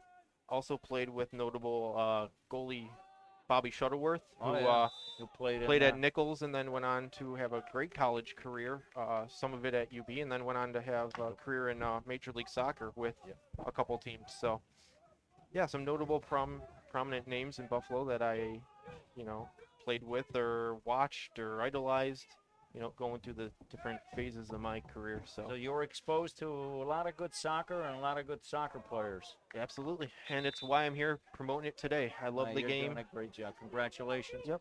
We have a discrepancy here. The assistant referee points one way. The referee says no, it's going to be Buffalo ball, and they throw it in for Johnny Pizzino, but knocked away by the defense of the Commodores. And here comes the Commodores once again. Cuts the ball into the middle. Ooh, almost a late tackle there. Taken out, yeah.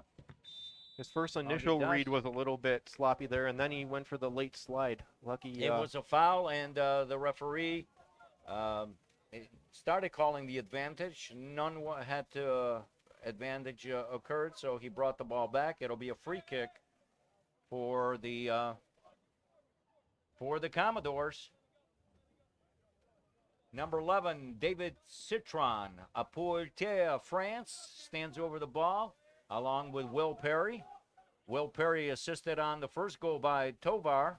Tovar is out of the game now, but Will Perry stands over the ball. He's about maybe 28 yards out.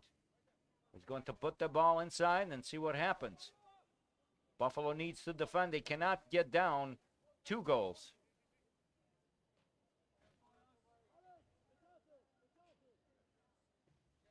Walls up. Jack Petrie calling orders. Will Perry approaches the ball. He shoots, and it's over the crossbar. As a goalie, you want that. Absolutely. Crossbar is great. Over the crossbar, even better. From party trades to meat packs, we got you covered. Molecano's Marketplace. Yeah, it's great to be back at North Tonawanda High School. Like I said, I played here. So do you live in North Tonawanda? I don't anymore. Moved about 7 or 8 years ago to Lockport to be with my wife. But I do now coach Lockport Soccer Club travel team. I do a U17 boys team. So shout out to you guys if any of you are watching.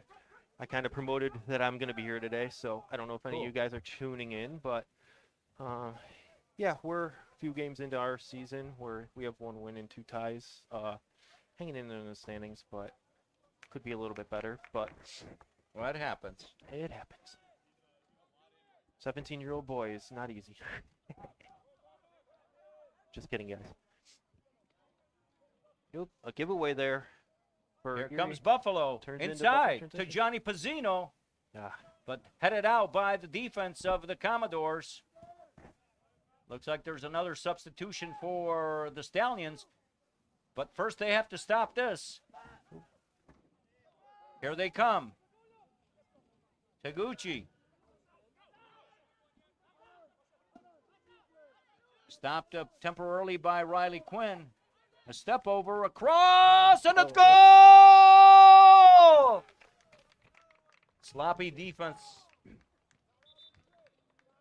by the Stallions. Alvar Sivar hits the middleman. I can't tell what number it is, but a great pass and just out of the reaching arms of the Stallions goalie, Jack Petrie there.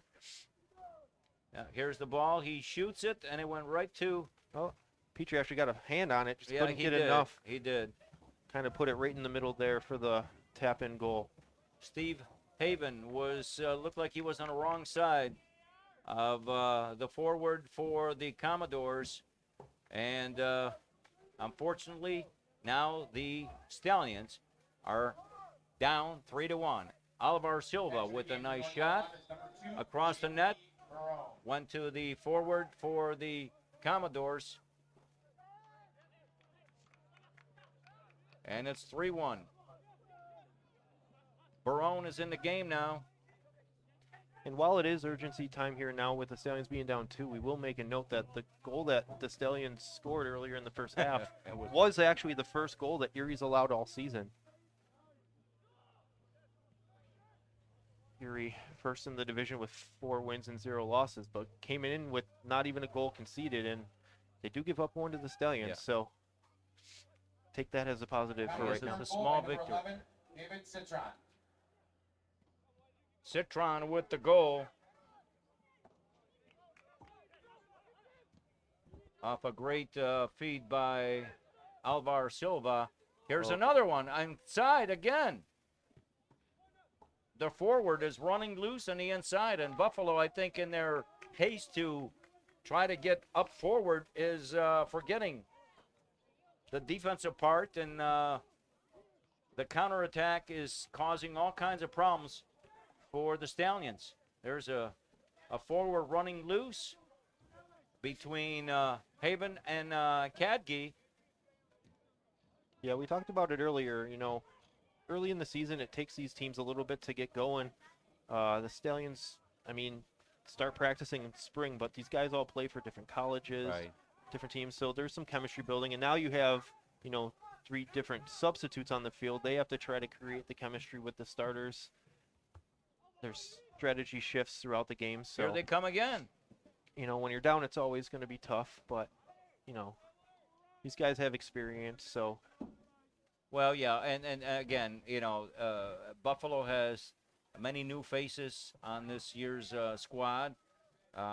Then the other thing to note, and this is no small thing, is the fact that Rudy Pompert became the head coach just days before their season opener. Yeah, absolutely, and that's always tough. You know, you have a coach prior that has a certain strategy, has ways of how he wants his guys to play, certain formations, you know, and you bring someone else new that has a fresh mind, and it always takes time. Right. Doesn't matter what level you're on, you know, you got to get the guys playing the way you want to and make adjustments the way you want to and make substitutions the way you want to, so.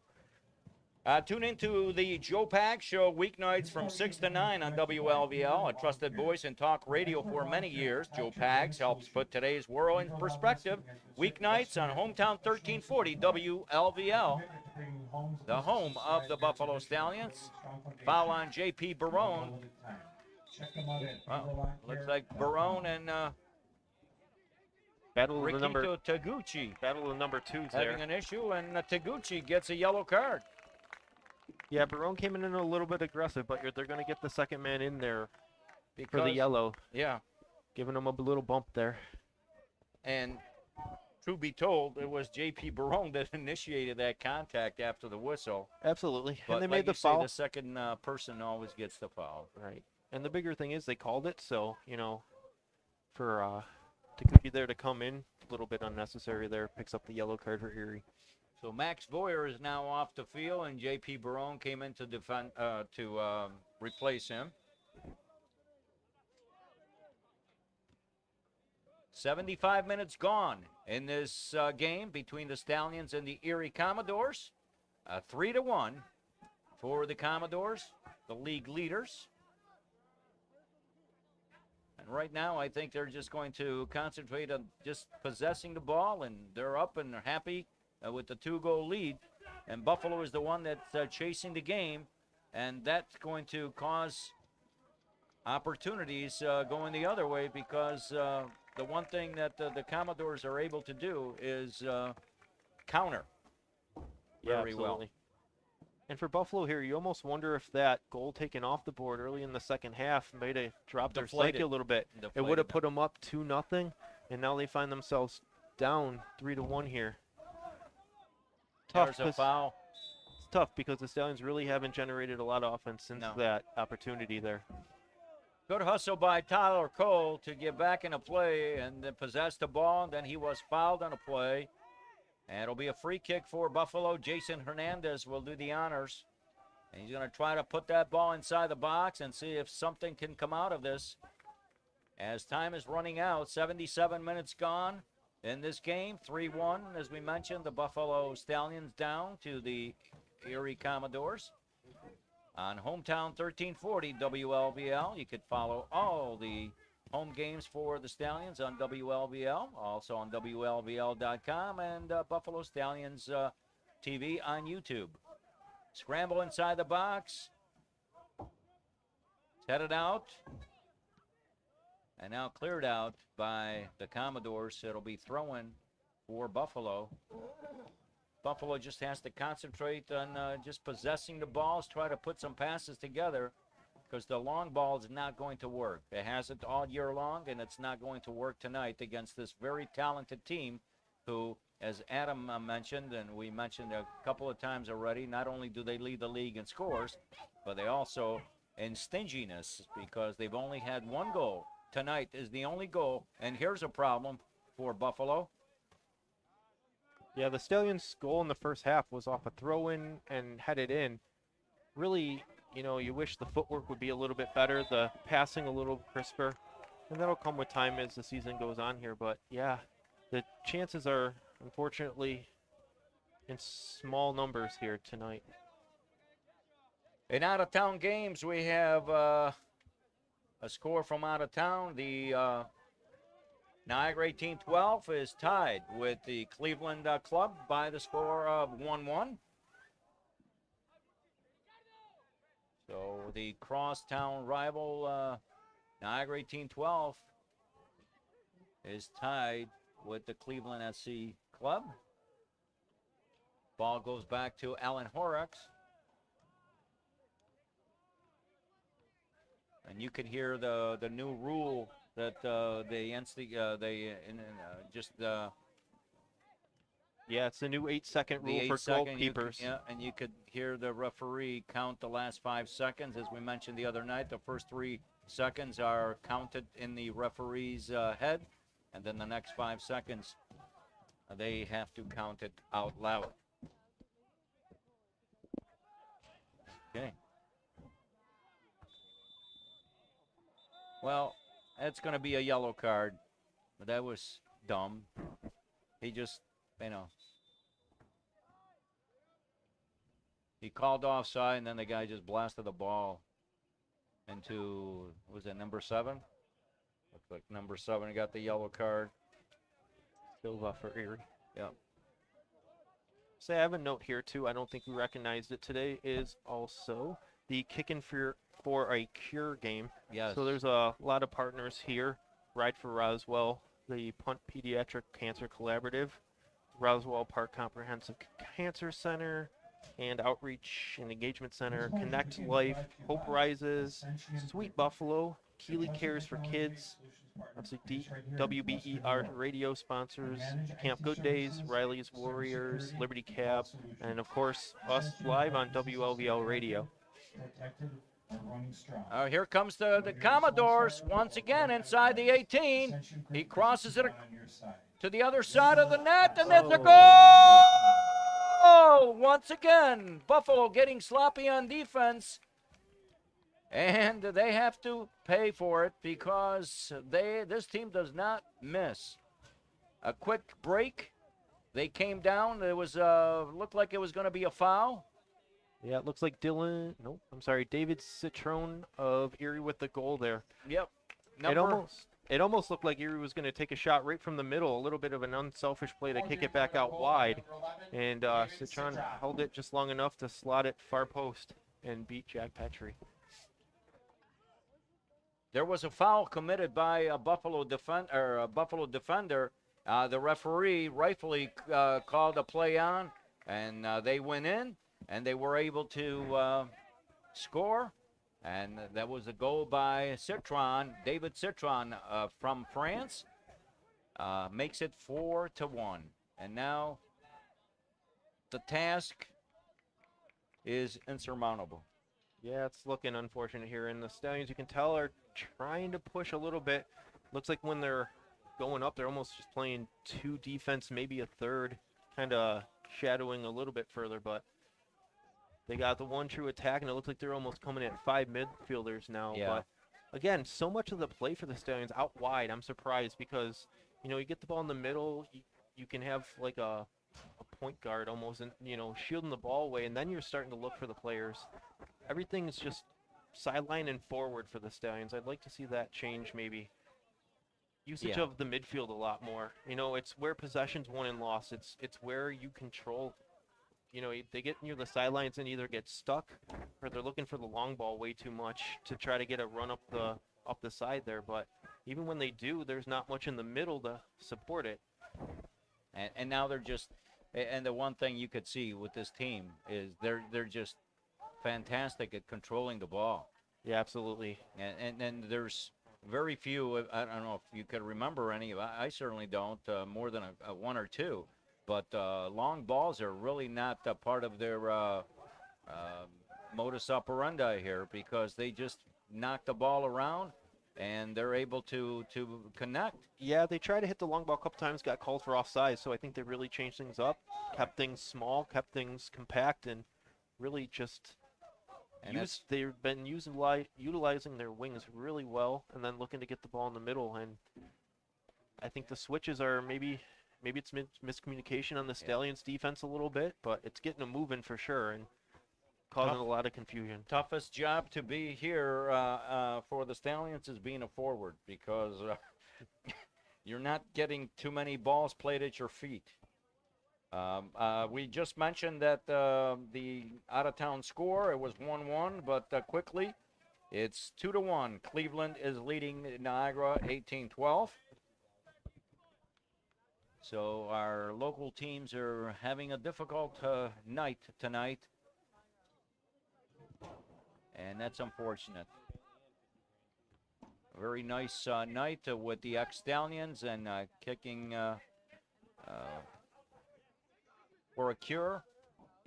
And Buffalo is not, outside of that first half goal, not giving the fans something to cheer about. Here's another through ball. And the Commodores come in. Katge watching the forward. He turns it to the right side. He shoots. Oh, good and save good there. stop by Jack Petrie. Buffalo just on defense cannot control them. The Commodores coming down that left side. Nikita Takuchi, man, I tell you what, he's had a few really good chances in the second half. Yeah, he came in late, but he's doing a great job here. Yep. But it looked like he was looking far left post, then maybe changed his mind, and Jack, good positioning there, makes the leg save. Yeah, he went short side, yeah. And here's the replay that we're looking at it. Yeah, he sets up, definitely, I think, looking far post. Then he gets his head up, tries to go Good near stop. post, and yeah, good stuff. Jack. There's Petrie comes out and punches it out. Johnny Pizzino kicks it out a little bit further. Here's a shot, but goes wide. It'll be a goal kick for. Petrie's a really good goalie. Yes. He's very secure, but obviously he's not Superman, and he needs to get some support. Yeah, absolutely. I saw him play last year. Very good reflexive goalie. Great hands to hold on to the ball a lot. You see some of these goalies make a great save, but rebounds become an issue. But yeah, definitely not with Jack. He plays aggressive, plays very smart. Knows when to come off his line, knows when to stay on his line. Like he's very good. He commands the 18. He does a really great job of just controlling things. Here's J.P. Barone gets fouls on the play, and it's him and Takeuchi again. And these guys have been going at it since J.P. Barone came in. And in fact, Taguchi got a yellow card. They just met up again. We just mentioned the other game going on. Niagara 1812 is kind of our local rival, friendly rivals up in Niagara. There they play at Niagara University. Kudos. I know Carmine, their director, and their head coach, David Hesch there. Yep. They're in their second year too, just like the Stallions. So growing pains. Yep.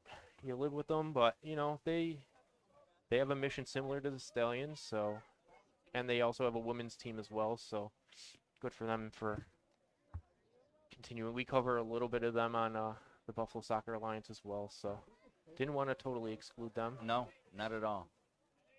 And of course, their assistant coach is my old partner here in press box, Shane Majerus, who's got that task this year.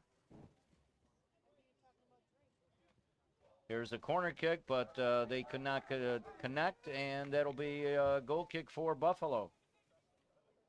Time's running out. 87 minutes gone. Just a couple minutes left. And this game will be in the books. And hopefully, again, and pretty much like it happened the other night against Cleveland, where they Buffalo took the lead, and then just as it happened tonight, the other Cleveland scored, and then it was 1-1 at halftime, and then the second half, unfortunately, just did not go well for the Stallions, and it's deja vu all over again. Yeah, that late first half goal by Erie that tied the game at 1, obviously kind of a little momentum killer. Buffalo playing a pretty good first half. You know, their defense stood strong. They defended a lot, but nothing of dangerous threat until right at here the they go through again. He goes in and he scores! Once again, David Citron, who came in as a substitute, now gets his second goal of the season, or of the game. And he cuts right between the two defenders, and Buffalo is not able to stop. Here he goes. There's a through ball. Defense could not cover. Yeah, the brunt of that play right up the middle there. You'd like to see a little bit more of Buffalo stepping up there and willing to take that body before that last pass was made. Little hesitation there. I can't see who that was, but it's sprung the Erie forward. J.P. Barone and Jean Katge left a gaping hole between, and Citron was able to go through and put the ball into the net behind Jack Petrie. It is 5-1. The Erie Commodores. Yeah, the second half's kind of gotten away from Buffalo a little bit, and as we were talking earlier, Buffalo got the opening goal. It was a throw-in and then a header off of that. Erie tied it right before halftime, which you could just tell was a little bit of a sinking feeling for them. Buffalo comes out in the second half, thinks they score. 12 seconds in, a bending shot off the crossbar, off the lower left post. Reaction thought, you know, looked like it might have gone in, but it's tough to tell because the goal line and then the area in the goal is white. It's hard to see. Yeah. So we thought it might have gone in, but the referees reviewed it. May not have actually fully crossed the line, and that was kind of a killer for Buffalo. Would have put them up 2-1 in the second half, but instead it's been all Erie here in the second half. Oh, look at this. Buffalo's like falling asleep, and now they almost got caught again napping. Here comes Jason Hernandez. Debo to J.P. Barone. It doesn't look like Erie's even changed much. They're still playing. No, they're just playing. You know what? And that shows the sign of a good team, because sometimes what happens is when you have a substitute, obviously he's a substitute for a reason. Yep. But these guys, when they go in, the subs came in. Citron came in and scored. Number 2, Rikito Takuchi came in, and he just has played incredibly well. Yep. So the substitutes for for the Commodores, you can tell, are quality subs. Absolutely. We've hit the Here they 90th come, minute, running so again. there's 5 minutes of injury time. Oh, And a here's break. another goal. What Oh. a stop by Jack Petrie. One-on-one with the forward, and he was able to dive and get that ball away before it went into the net for the 6th goal. Oh, beautiful. Getting down, getting the leg out there to save it.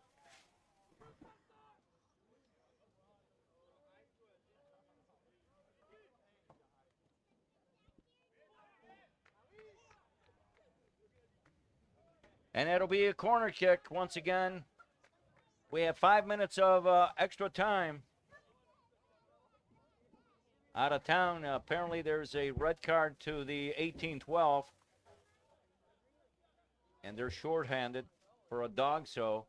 And that was once again Citron one-on-one with Jack Petrie. And Jack Petrie made an incredible save. And the ball is just blasted out of there by Buffalo as they're just struggling to keep this team. Yeah, as I was trying to say before, too, Erie hasn't even changed formations. They're running No. the same. They've still got their attack up the wings and then cutting it to the middle, and it's just been a struggle for the Stallions. You know, you get late in the games and you oftentimes see teams go in defense mode a little bit being up like this, but Erie's keeping the gas pedal on here. Yeah. Here's Takeuchi once again, cross inside, headed or kicked out by Buffalo to Johnny Pizzino, who unfortunately has had zero support whatsoever. He swings the ball to the right side.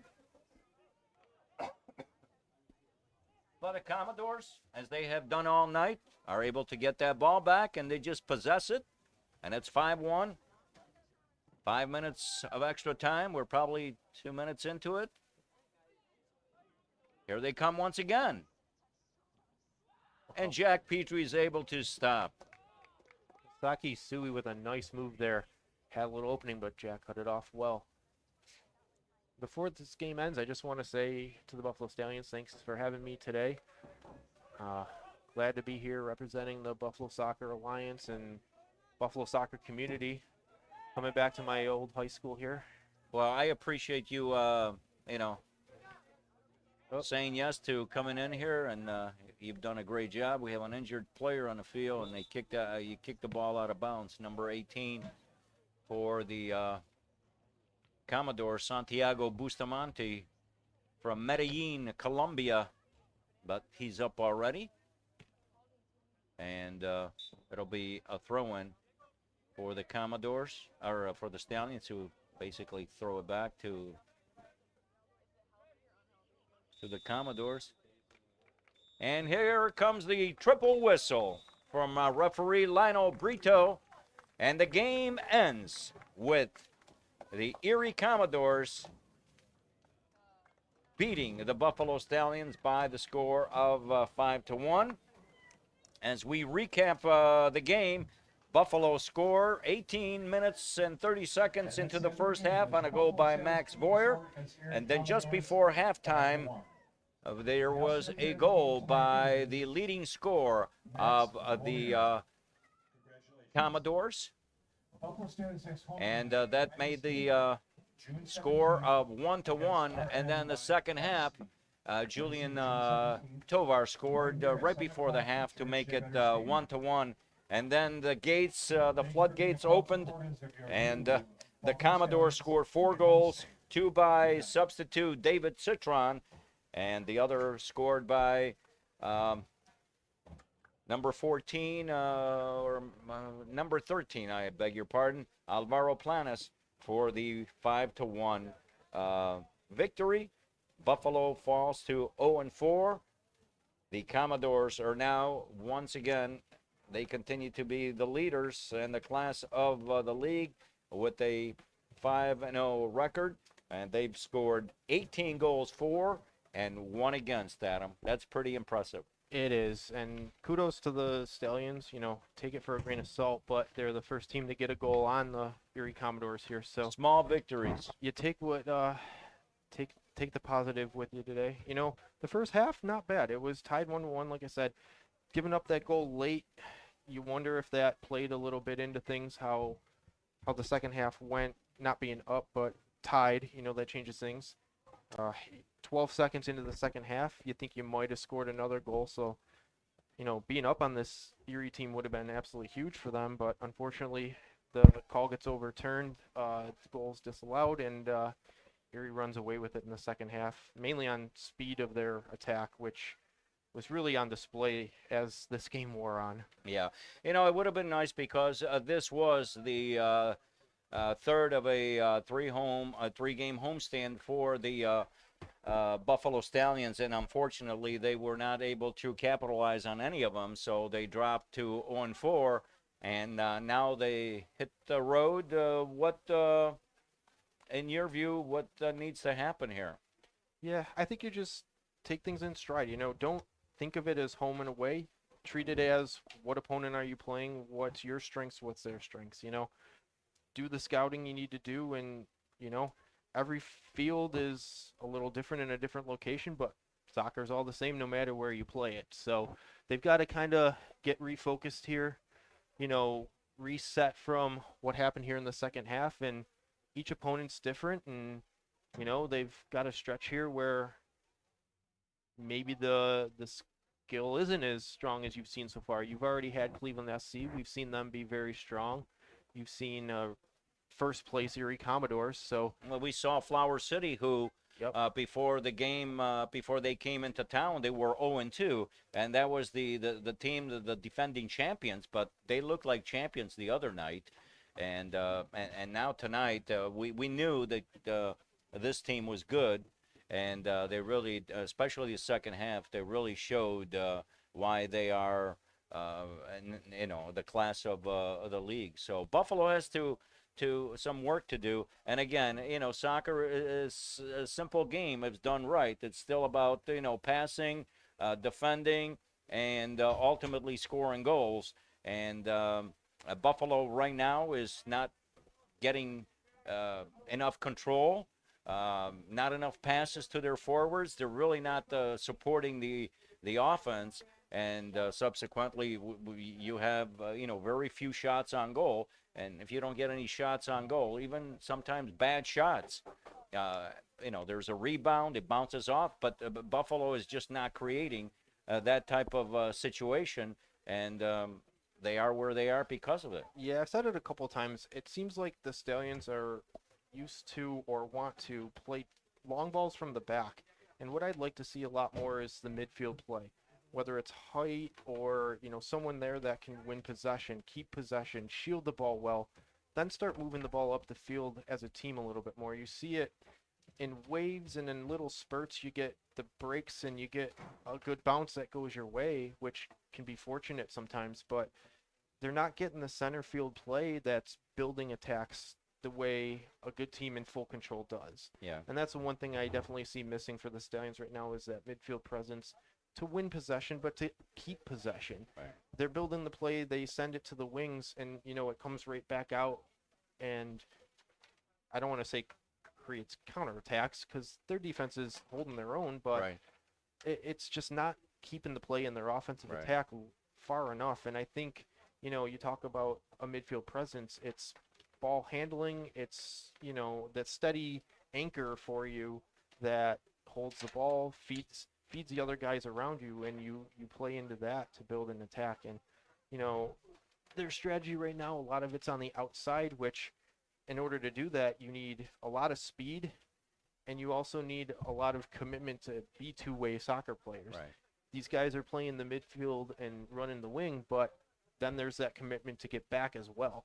And you might see a guy get fatigued from making 3-4 runs, and that might be what he's getting in the game, but then you have to ask yourself, what's he doing defensively as well? These guys have to be two-way players. They have to be committed, to start from defense and work together, I think, a little bit more as a team collectively. Well, they have to, it's got to be a 11-man unit. Right.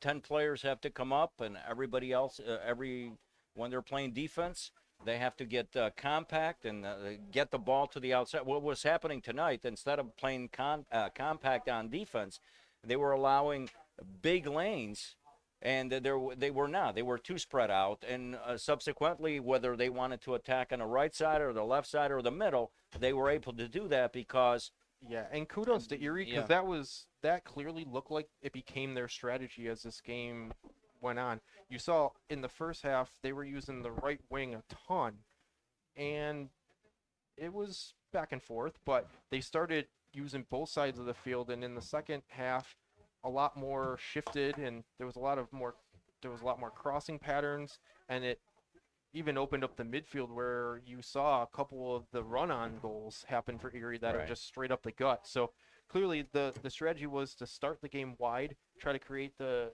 play that way, and then draw it in. And then as the game went on, the Stallions start opening up and the holes start happening, and you get fatigue, and now you're getting goals right up and the you middle. got 5 goals. Yeah. All right, well, that's going to wrap it up. Before we say goodnight, I want to thank Zach Clark back at the station who produced this program, Greg Harvey, the chief engineer, Frank Miller, program director, and Kyle here at on location. I thank you, Adam, for being part of tonight's broadcast. We hope to see you again down the road. Yeah, this was a lot of fun, and thank you guys for having me today. And kind of nostalgic for me to be back here a little bit, but All right. I don't live far away, so I'll Great. definitely be back. Thank you very much. So that's going to wrap it up here on WLVL Radio. As before we leave you, I want to remind you that the score for tonight's contest is the Buffalo Stallions 1 and the Erie Commodores 5. Until the next time, this is Tony Acuto. Have yourself a great